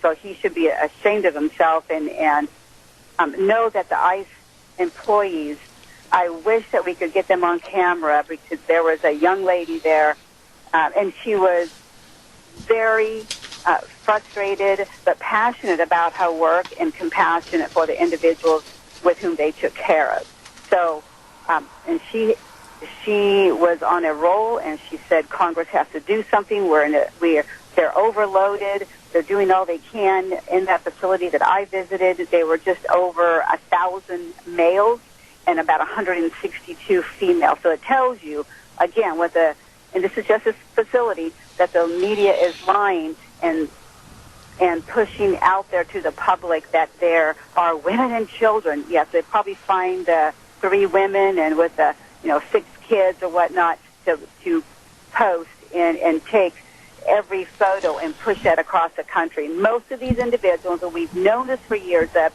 are males, but the facility employees, they got along great, all of them. You could tell that there was a camaraderie, that there was how well they took care of these detainees, because the detainees knew them by first name. They would have conversations with them as we walked down the hallway. So it's not at all what the fake news is sharing with the public. Absolutely. Well, I hope in the future that when I call you, I can announce you as Texas Congresswoman Maria Espinoza. God bless you and good luck, and thank you for all you do with the Remembrance Project. Thank you for being on the program. You're welcome, and God bless you, Zeb. Thank you very much. There is a wonderful lady, and I'm very, very happy to call her my friend, Maria Espinoza, National Director of the Remembrance Project, and she is the kind of a lady that is taking the bull by the horn, so to speak, knows that there are problems, and not only with the Remembrance Project and her involvement, but she's going to run for the Congress in the state of Texas to help fight for us. Good lady, Maria Espinoza. Got to get the weather on right now, and the weather brought to you this hour by our friends at Phillips, Oaks, Goodwin, Crane, and Company. Absolutely providing accounting services to the Mini-Cash area for well over 50 years. My goodness, they are the professionals, and they really know how to help you, your family, and your business. With the best of tax return preparation, tax planning, business consulting, bookkeeping services, retirement planning, all of this and so much more. All you need to do is just get a hold of them today. Easy and accessible. They've got offices at 1710 Overland in Burley and 620 5th Street in Rupert. Remember the name, Phillips, Oaks, Goodwin, Crane, and Company. And right now, here's Gina with the weather. Here's the your weather forecast for this final Monday of August, and it's going to be a nice day, slightly cooler than what we have been expecting. Sunny skies, high of 80, winds out of the south to southwest at about 10 miles an hour. Could be increasing out of the west by this afternoon, gusts as high as 21 miles an hour. Tonight, nice and clear with a low of 46. Tomorrow, sunny skies, highs of about 85 with an overnight low of 50. Warming up to 91 under mostly sunny skies for Wednesday. Then as we look ahead towards Thursday, mostly sunny skies, high of 90. Then for Friday, sunny skies and 87. That's a look at your weather forecast for Zebra Duran. Thank you, Gina. Appreciate it. And, of course, our weather brought to you this hour by people that are really, really good at what they do. Phillips, Oaks, Goodwin, Crane, and Company. Accounting services for you, your family, and your business. And I urge you to pick up the phone, make a call, and try to sit down with them and let them help you. Wonderful folks that are very knowledgeable. Phillips, Oaks, Goodwin, Crane, and Company, with offices in Burley and Rupert. All right, we've got some time for some calls. Give me a jingle on the landline, 436-2244, 1-866-927-4587. Quick note, I want to say this from a personal standpoint. A lot of my lunch bunchers, as of late, are going through some health problems and some physical impairments and some tough times. And if you know anybody that's going through a little bit of tough time, maybe having to go to the hospital or whatever, take time, send them a card, give them a phone call, let them know you care. Let them know you care. This lunch bunch idea that started about 15, 18 years ago from my program, we started small and we've grown and we've got really, really big, and we love each and every one of them. And we're almost like a great big extended family. And when we hear that someone's not feeling well or somebody is in the hospital or someone passed away and the rest of the family, we want to take care of them and acknowledge and send cards of well-wishing. And so please, and we've got people of all backgrounds. I mean, people of all backgrounds. And Paul Peterson, that draws the cartoons of my program, nobody captures the feeling of this program every day that Paul does when he makes all those wonderful cartoons. I've got a great big, and I mean big, spiral notebook of all of his cartoons. And we get together and we worry about people and we pray for people. And I urge you to let those folks know that you are concerned. Send the folks that you know a card and say, may the good Lord bless you, and get back out and be amongst us in a big hurry. Okay? I want to remind you, too, about Cameron and Siemens. Life insurance, health insurance, retirement planning, employee benefits, all of this and a whole bunch more. All you need to do is give them a call and make an appointment. That number is 436-4424. I'll repeat it again, 436-4424. Cameron and Siemens Insurance, Highway 24 in Rupert. They are dedicated and accessible and devoted to serving you and your family and your business. Please call them today, 436-4424, Cameron and Siemens Insurance. Wow, we had a fantastic weekend, wonderful weekend, and congratulations to the United States team from Louisiana. They won the Little League World Series Championship. So congratulations to the young men down in the Cajun state of Louisiana, Little League World Champions. That's really something, and I'm proud of them. I want to give you one other business I'm really proud of, too, and that's Patterson's. At 421 East Main in Burley. Hello, Curtis and Lorena and the rest of the staff at 421 East Main. They are your electronic needs headquarters. Boy, I'm telling you, they're open Monday through Saturday, 9 to 6, and they've got all kinds of great items for you. Right now, you can buy a 6.2-inch screened stereo for your car and receive a rear view license plate camera for free. You'd better get in there and take advantage of it. All your electronic needs, home theater systems, video surveillance cameras, complete sound systems, all the TVs, everything at Patterson's, 421 East Main in Burley. You stop in today or give them a call at 678-6997.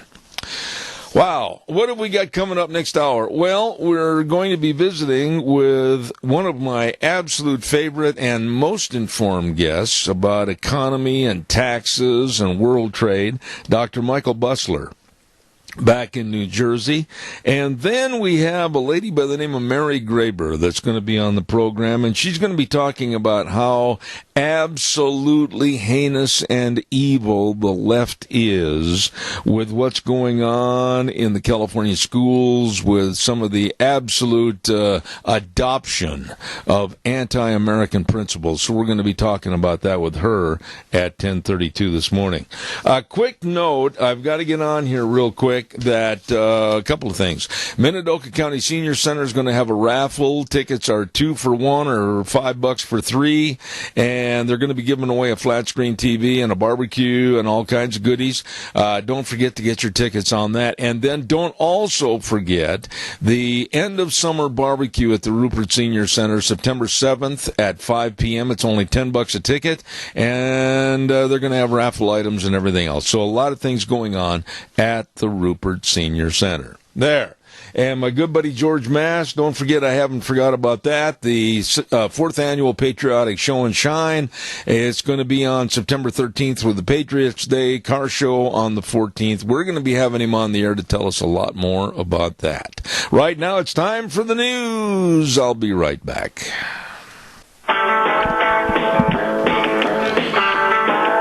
Oh, welcome back.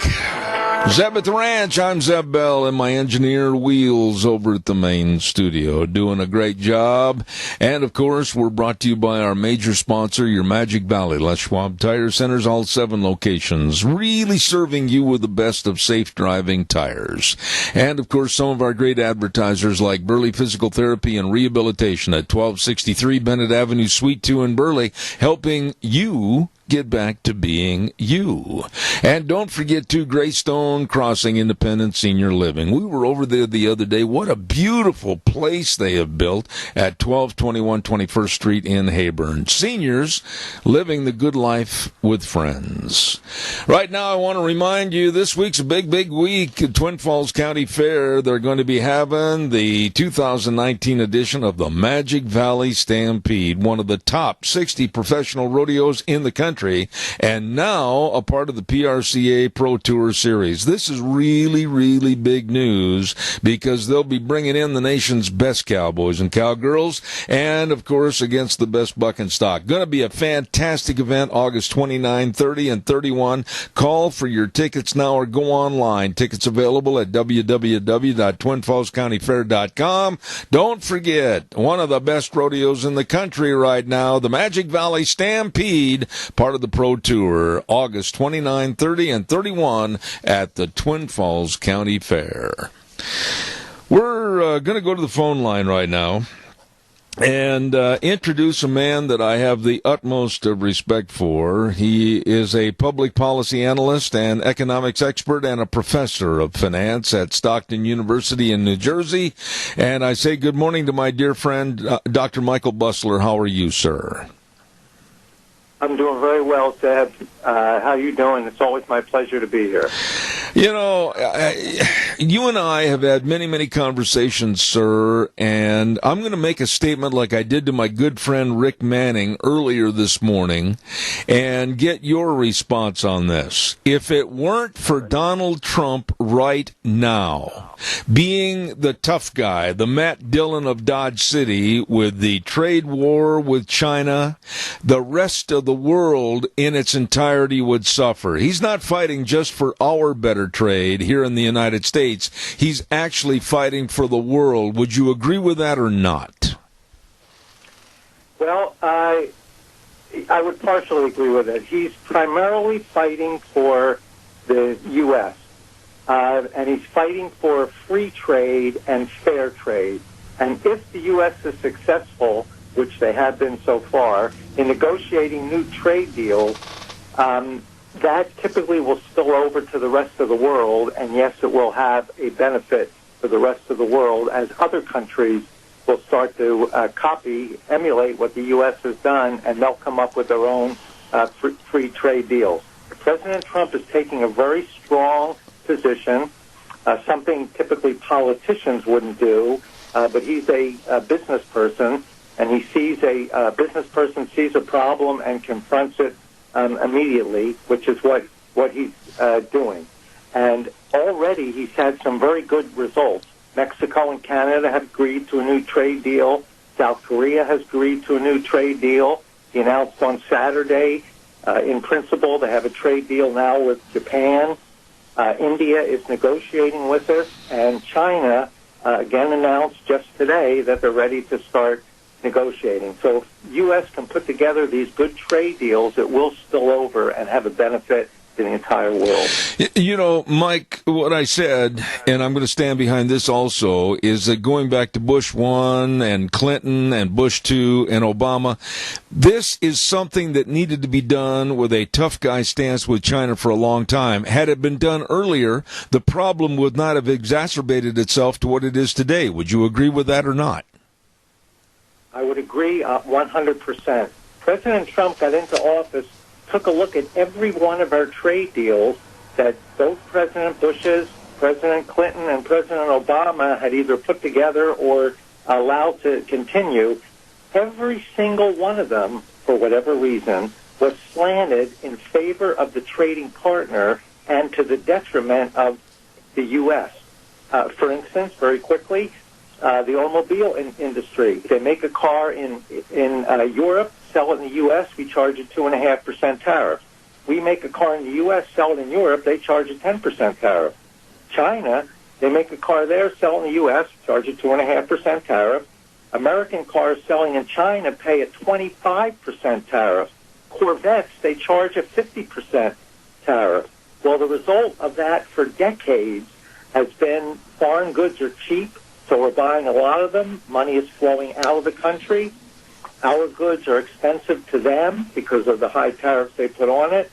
So they buy very little. Very little of their money flows into the country, and we have this huge negative balance of trade, and we have foreign markets that are closed to U.S. manufacturers, agriculture in particular, but also other manufacturers.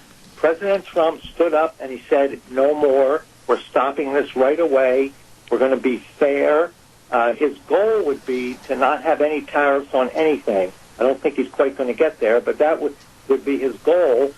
And if we're going to have tariffs, then it's got to be the same for everybody. If we're putting a 2.5% tariff, they put a 2.5% tariff. So let's keep this as much free trade as possible and keep it as fair as possible. And you're right, President Trump finally said no more, and he stood up to it, and he took whatever he had to and continues to take, but it's something that the American economy and the American public needed, and for one, I'm very glad that President Trump is standing up. You know, Doctor, I guess I'm totally naive, as to how the Democrats can be this stupid. I just don't understand. All the nominees that are running for the presidential bid, if you will, are sitting there condemning Trump and condemning what he's trying to do, when in essence they should be absolutely standing in shock and awe and saying to themselves, holy smokes, what he's doing is going to make us, the United States, so much stronger. Yeah, it's absolutely right.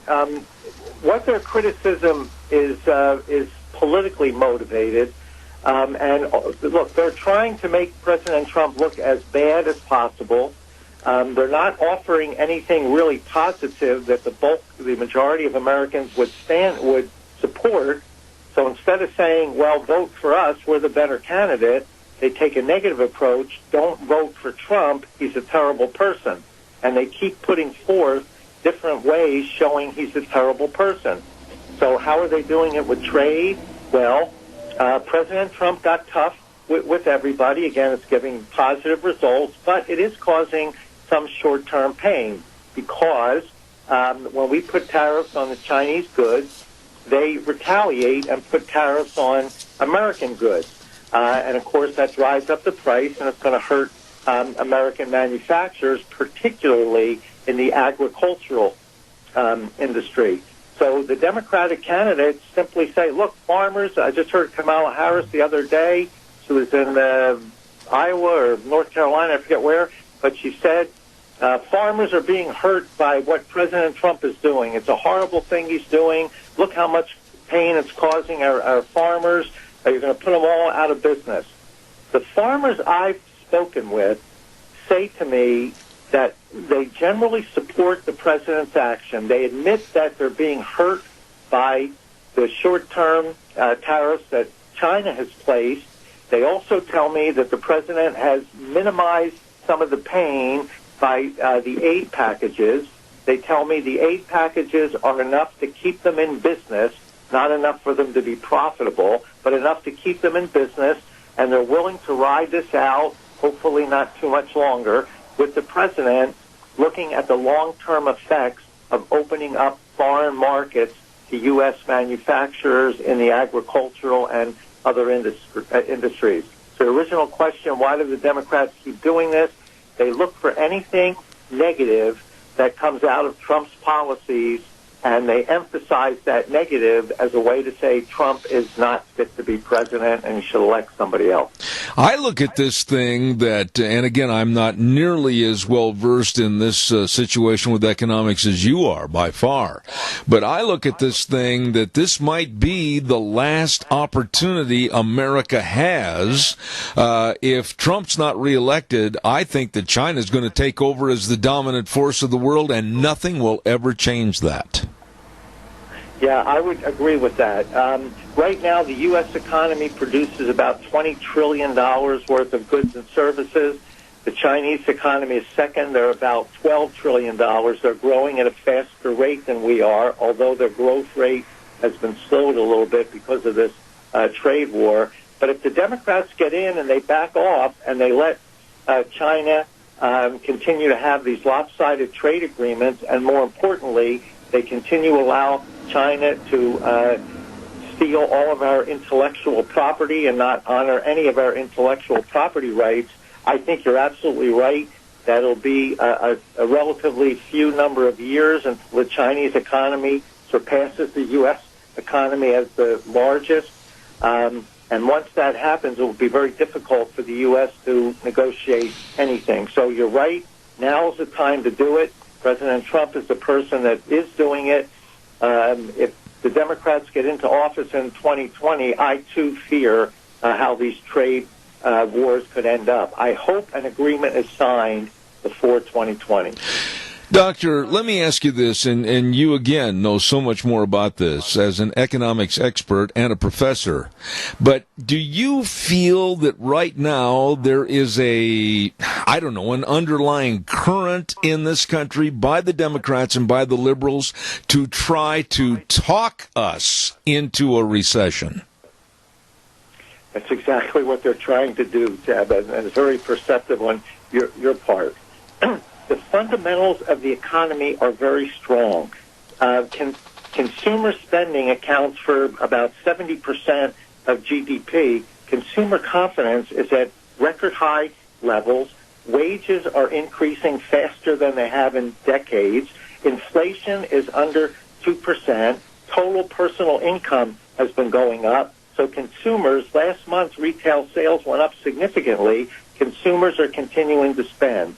Business investment is not as high as we'd like it to be, mostly because of the uncertainty in the economy today, and there will be some uncertainty until all these trade issues are resolved. But the fundamentals in the economy are strong. Now, a couple of weeks ago, we had what's called an inversion, and that triggered some recession fears because the last 5 recessions were preceded by one of these inversions by about two years. So before each of the last 5 recessions, about 2 years before that, we did have an inversion. Now, every time an inversion happens, it doesn't cause a recession, but when we've had recessions, inversions did precede them. Now, what is an inversion?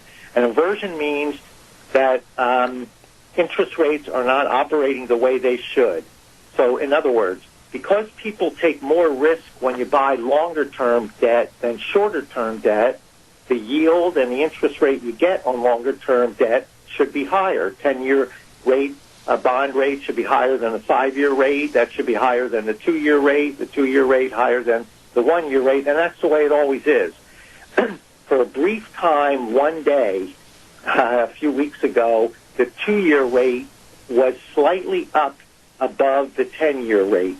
And it only lasted less than a day. It went back down again, and the long-term rate went up a little bit, so the inversion went away. So that brought talk of recession. Now, the reason, in my view, why we're at least 3 or 4 years away from a recession, looking at that inversion, part of the reason it occurred was the Federal Reserve pushed up short-term interest rates way too fast. Between the time President Trump was elected and the end of 2018, they raised interest rates 8 times. Now, granted, interest rates were near rock bottom and they had to come up, but they didn't have to come up that fast. And when that happens, it tends to slow economic growth. The other thing they did, which is even worse, is recall during right after the 2009 recession, starting in 2010 and 11, the Federal Reserve started to vastly increase the money supply by buying bonds back from the public. So they buy the bonds back, they pay for them, that puts more money in circulation, increases the money supply, and in theory that should help increase economic activity. Well, last year they decided to do just the opposite. They decided to sell off some of those bonds. They pulled $500 billion out of the money supply last year.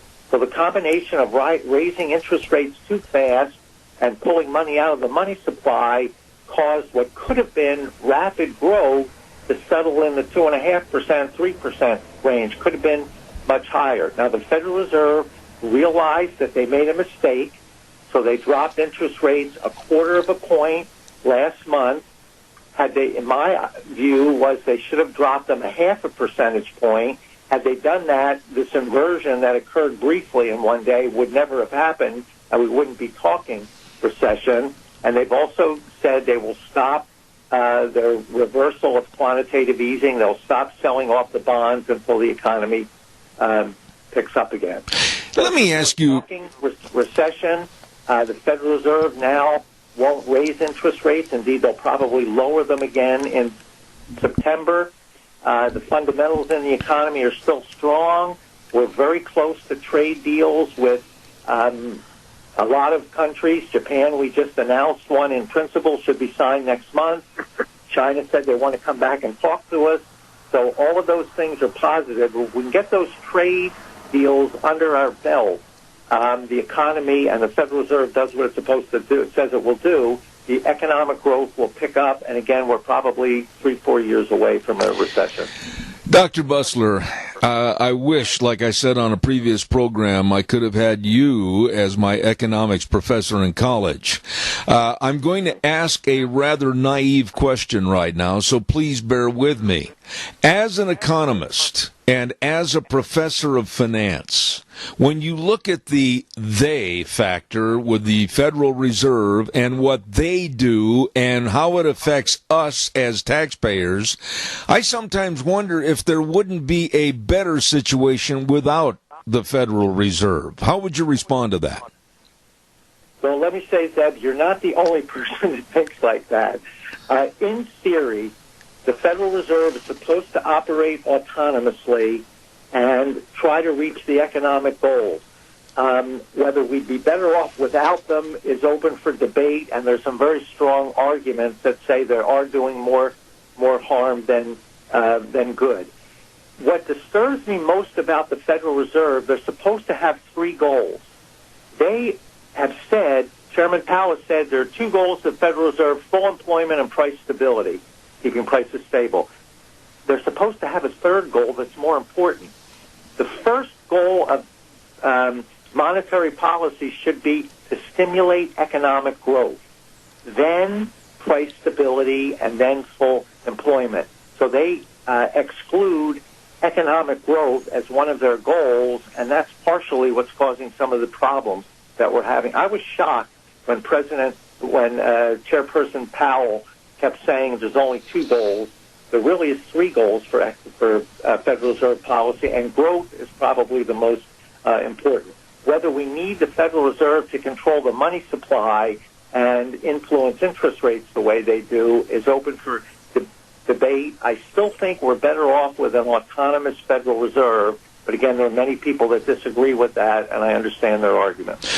I would say this as my final point for you to comment on this morning, that our economy is doing well. People are spending money. People are absolutely making more money. But that being said, our government still has not realized that with more money in the till, that doesn't mean they can just throw it up in the air and spend it on hamsters on a treadmill. I'm sick and tired of the absolute overabundance of spending from Washington, D.C.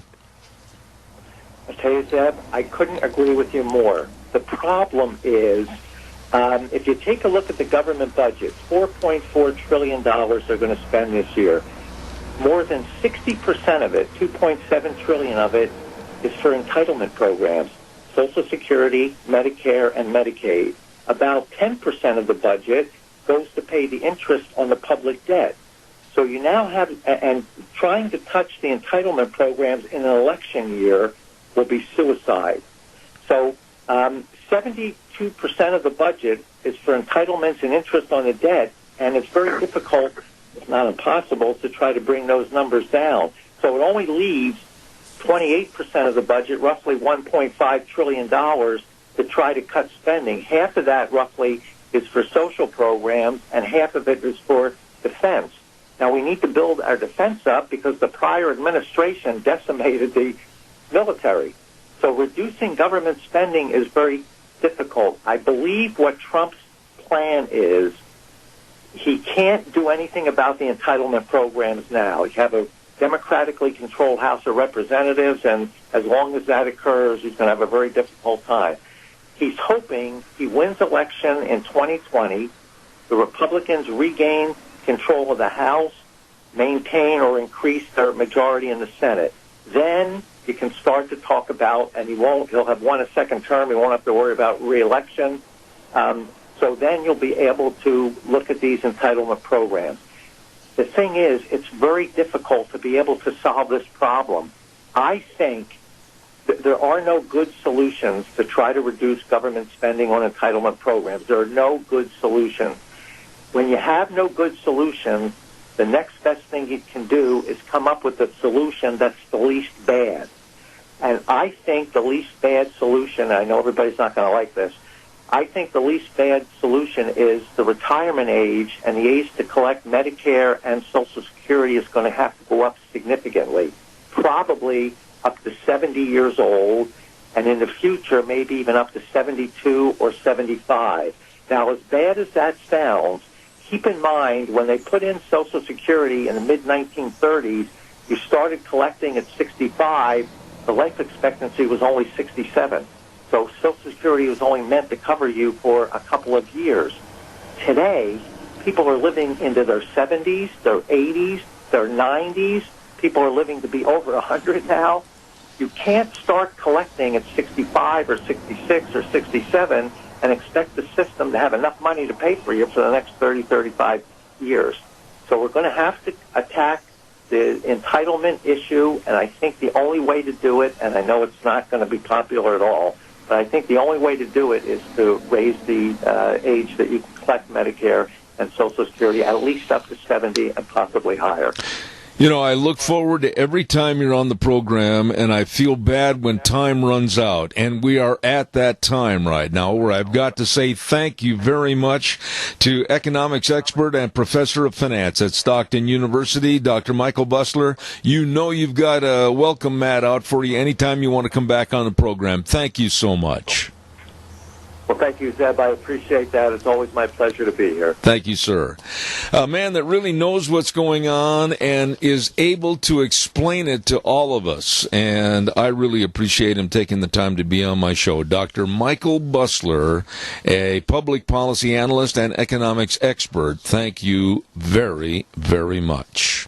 Holy moly. I want to remind you, hey, the other day, I've got to say this, after Lunch Bunch, there was an open house at Greystone Crossing Independent Senior Living. I had no idea it was going to be that beautiful, that personable, and it was just amazing. The way it's built, the way it's laid out, it's so handy for seniors to enjoy independent senior living at Greystone Crossing. I urge you to call them. If you didn't get a chance to get in there on last Thursday, call them and see if you can't make an appointment to come by and see the facilities.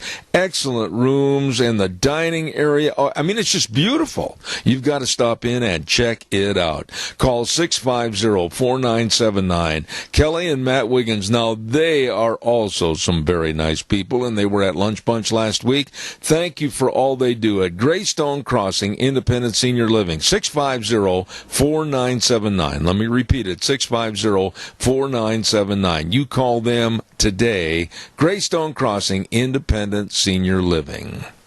Right now, we're going to send it back over to our main studio. We'll be back in just about 3 minutes.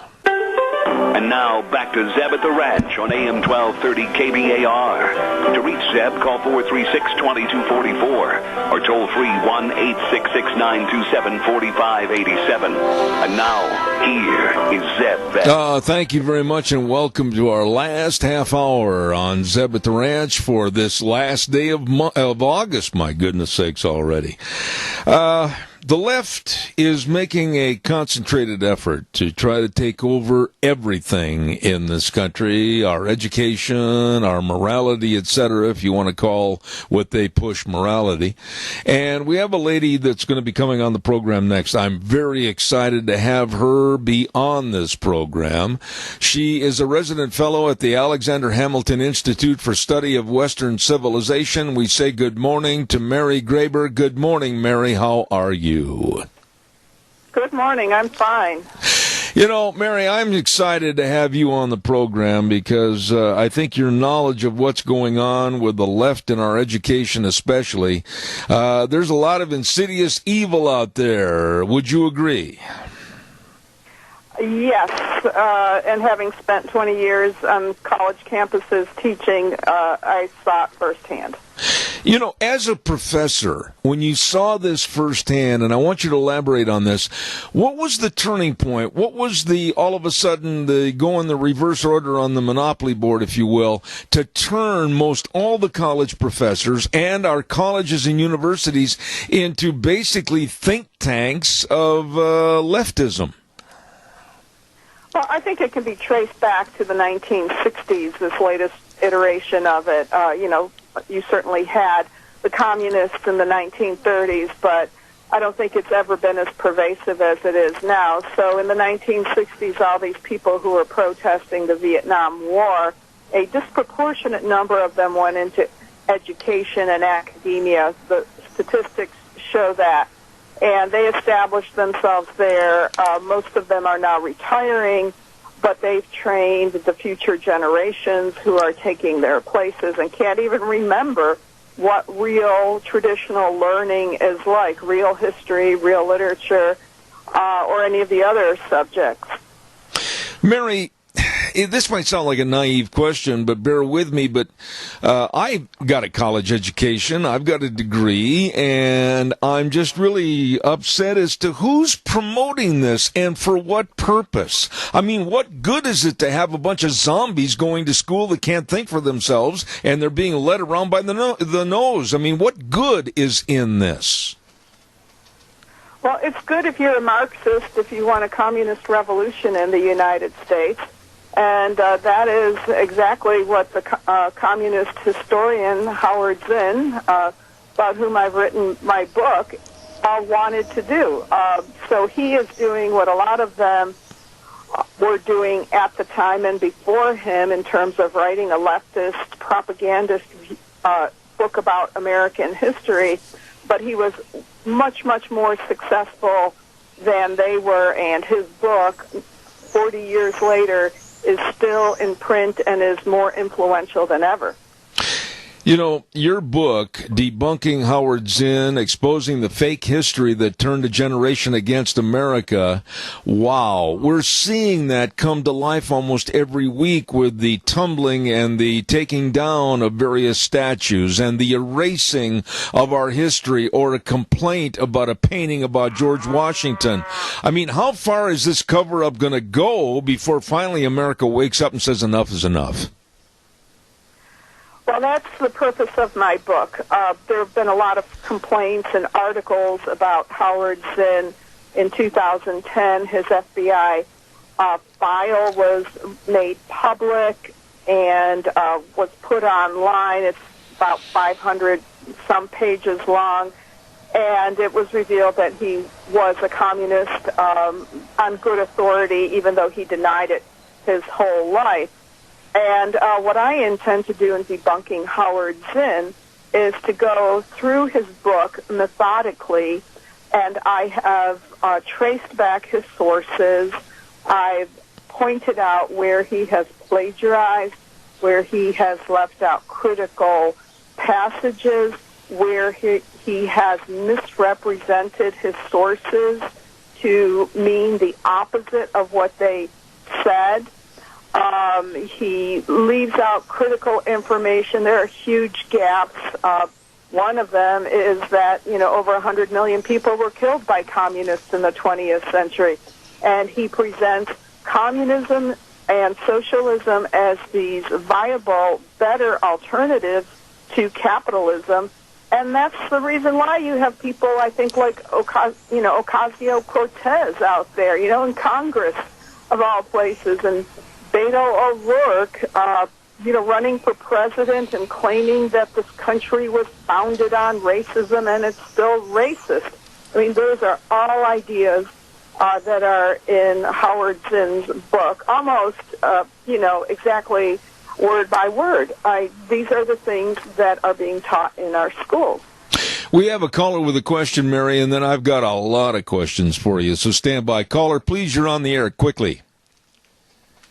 Well, the problem we have here is that nobody knows who Howard Zinn is other than the people that believe all of his lies. The universities are awash in this, BS. And the people that need to know better don't even know who he is.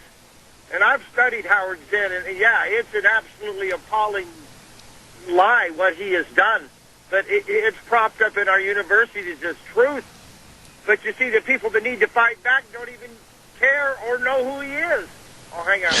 Respond to the caller, please, Mary. Okay, I heard most of that.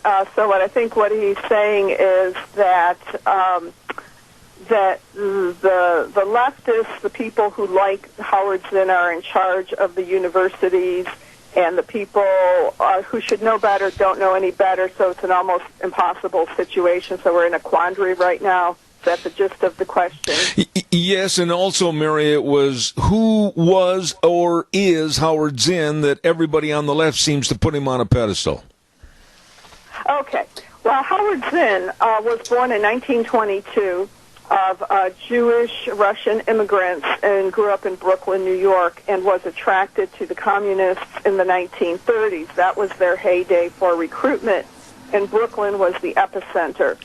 So he joined as a teenager, became an official member of the Communist Party around 1946, and left it for strategic reasons in 1953.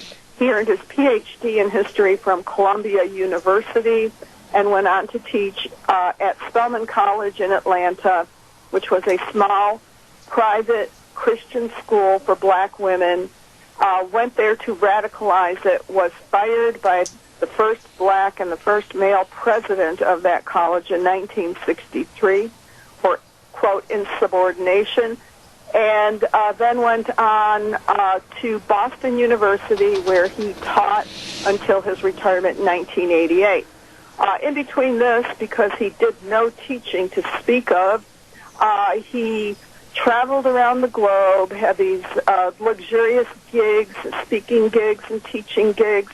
He went to Hanoi, brought back 3 American prisoners of war with Father Berrigan as a propaganda ploy in favor of the North Vietnamese.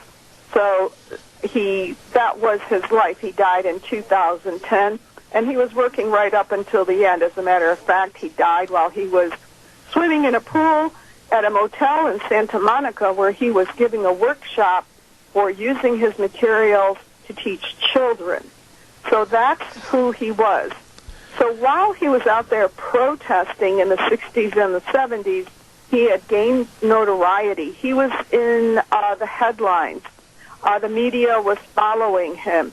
He was leading anti-Vietnam War protests. And so he was getting a lot of publicity. And then when he was asked to write this book, he was a pretty well-known name. And so people believe Howard Zinn because no one has really come out and systematically gone through his book page by page and looked at the sources as I described. And so the common argument has been, well, you're a conservative, you don't like our left-wing politics, you don't like Howard Zinn's left-wing politics, it's a matter of difference of opinion, but nonetheless, he is a qualified historian. He's got this degree from Columbia, a Ph.D., and there's no reason why we shouldn't use him in the classroom. Well, what I'm trying to show is that he wrote a fraudulent history, and it's deliberately misleading and full of lies.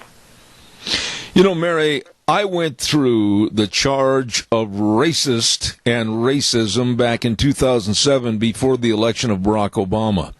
The Democrats here in our state of Idaho really came after me tooth and tongue because they called me a racist and tried to demean me, my family, and my program, and we won because we fought back against these people. Now, the term racist and racism is used every day, whether it's Beto O'Rourke or whether it's Pete Buttigieg. It doesn't matter who on the left. And these charges of everybody being a racist and trying to destroy their lives has absolutely become overwhelming. How are we going to stop this? Well, I think we stop it with facts. We need to look at, not simply attack on opinions, but on facts. The facts say something quite different. The left likes to expand the definition of things, and now racism means, I had a satirical article about this, it can mean you decide to ignore someone of another racial group, if you happen to be white, or if you're too friendly, then you're a racist. No matter what you do, you're a racist. So, your thoughts, your opinions, the way you dress, what you eat, everything can be cast as racist if you are not of their ideological bent. So And that's what Howard Zinn does. He claims that the United States is the most racist country in the world, that it was built on a racist capitalist system, that capitalism is responsible for racism, which is absurd. I mean, if anything, capitalism offers equal opportunity for people to advance. Right. And many, many African Americans, Latinos, etc., have done quite well under the capitalist system. The same is not true, certainly, of communism, where racism was promoted and embraced, unless it was, as a propaganda ploy. But if we look at the facts, we can see that this is not true, and that's what I try to show in my book. I provide some context, show that, indeed, I would say that Howard Zinn was racist in the way he thought of and treated African Americans. I mean, he saw them as helpless, unpatriotic, prone to violence, lacking in control of their emotions, being duped by communists. So he presents a very negative view of African Americans and of women and of other groups. Yeah. Mary, let me ask you this, and I guess I'm really perplexed about this. I am a very proud Caucasian male. Now, I can't change or alter, nor do I want to change the color of my skin. I'm a white American. I love this country more than anything else in the world, any other country in the world, and I've been to other countries. America is the greatest. I'm white, I'm a nationalist, but now I'm being also misconstrued in the same slang, if you will. Being a white nationalist, I'm looked down upon as also being a white supremacist. Where did all this start, and how do we change this? Well, that's part of the communist propaganda. Howard Zinn took his cue from William Z. Foster, who was the leader of the Communist Party in the United States, and he wrote a very similar book in 1951. And I point out a few of the parallels extensively between the two books. The way we start is with facts. That's what my book is intended to do, is to show not only that there is plenty of ground to disagree with Howard Zinn on in terms of his, hatred of the country that, by the way, made him pretty wealthy and gave him a nice lifestyle. I mean, any college professor would have been delighted to have all the perks that he had. But what I'm trying to do is to show that he made this country out to be so evil because he manipulated the facts. If he had told the truth, there is no way he could have painted this country the way he did.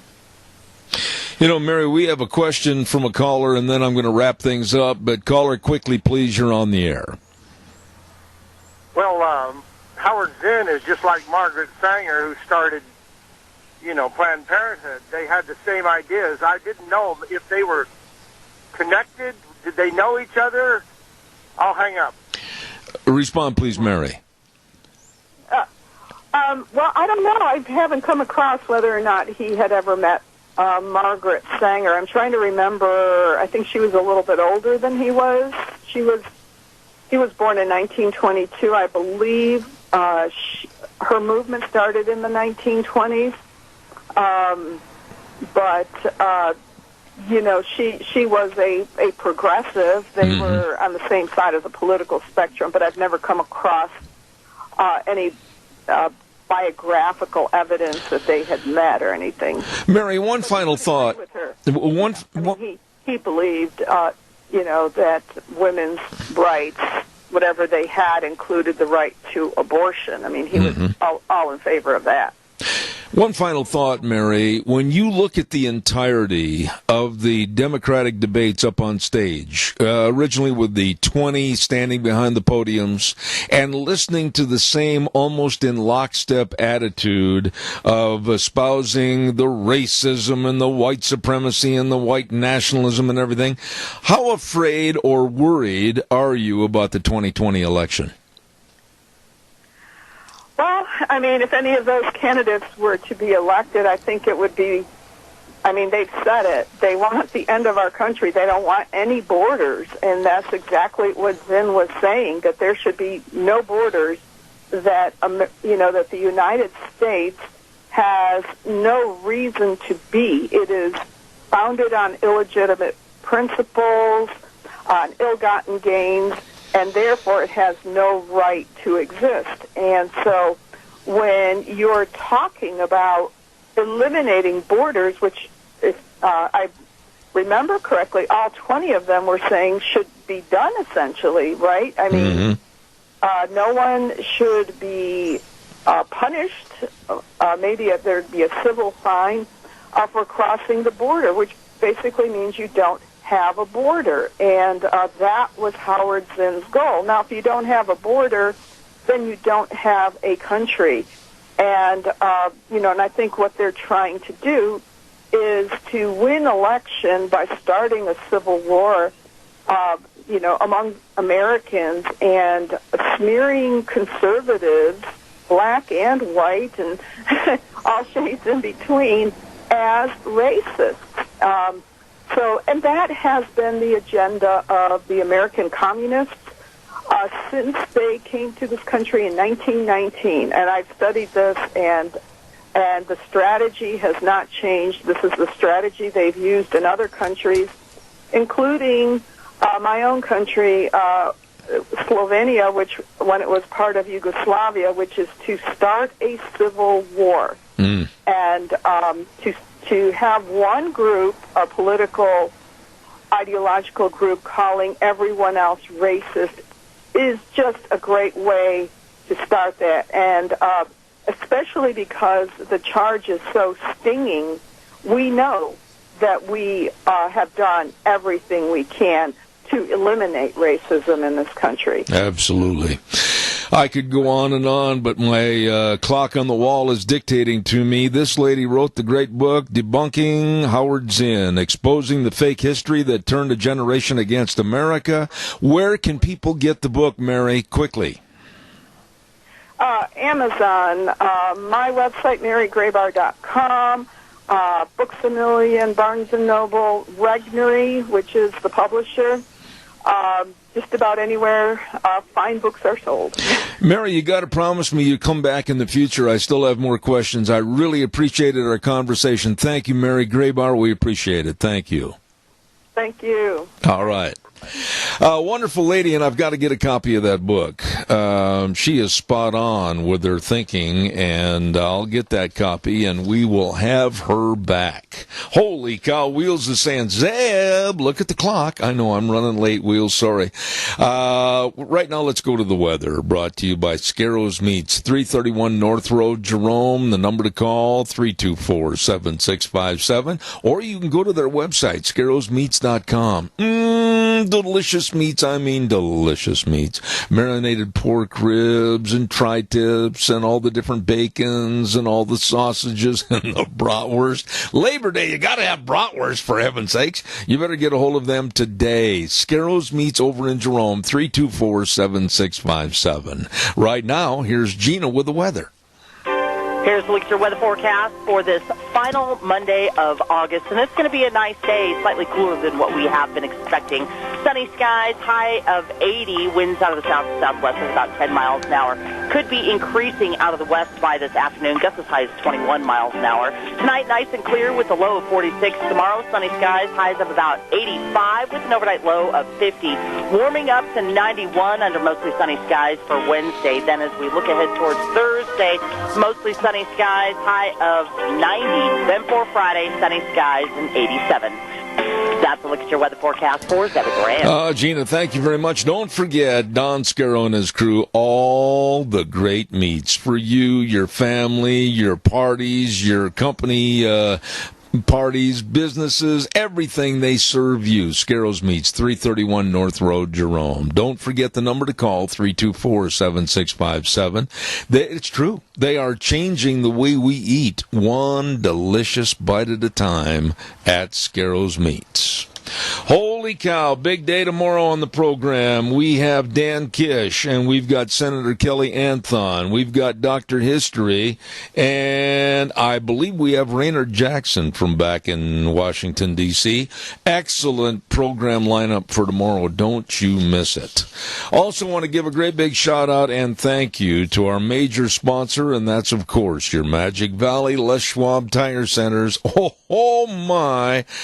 They're busy right now. I can imagine this last big weekend with Labor Day coming up and everything, they're probably changing tires as fast as they can and putting great safe driving tires on your vehicles, your cars, pickups, SUVs, horse trailers, camp trailers, boat trailers, everything. They've got all the tires, all the sizes, all the tread designs for you. Don't forget, too, the best in brake service, and I mean that, the best. Front end alignment, shocks and struts, batteries, all of this and more with the best in service. With Lane and Rupert, Dave on Blue Lakes and Twin, Mike and Buell, Mike and Jerome, the Twist family in Paul, Daniel on Poline in Twin Falls, and Trent on Overland and Burley. It's true. They are the best in serving you. Your Magic Valley Les Schwab Tire Centers. You stop in and see them today. Thank you for tuning in this morning, and we'll look forward to being back here again tomorrow morning at 8:06, and we'll ride the horse for 3 hours. And we always say at the end of our program, the way things were are the way things ought to be, to kind of reestablish what America stood for and should stand for right now. And we also say the world needs more cowboys. But above all, and I mean this, we go with our national motto at the end of the show: in God we trust. Thank you. And, oh, by the way, too, quickly, if you want to get my weekly blog, Cow Pies and Coffee Cups, go to zebbell.com, click on, give us your address, we'll get it mailed to you. And it's growing by the thousands, and we really appreciate all your readership. Thank you. See you tomorrow morning at 8:06, Zeb at the Ranch. Take care.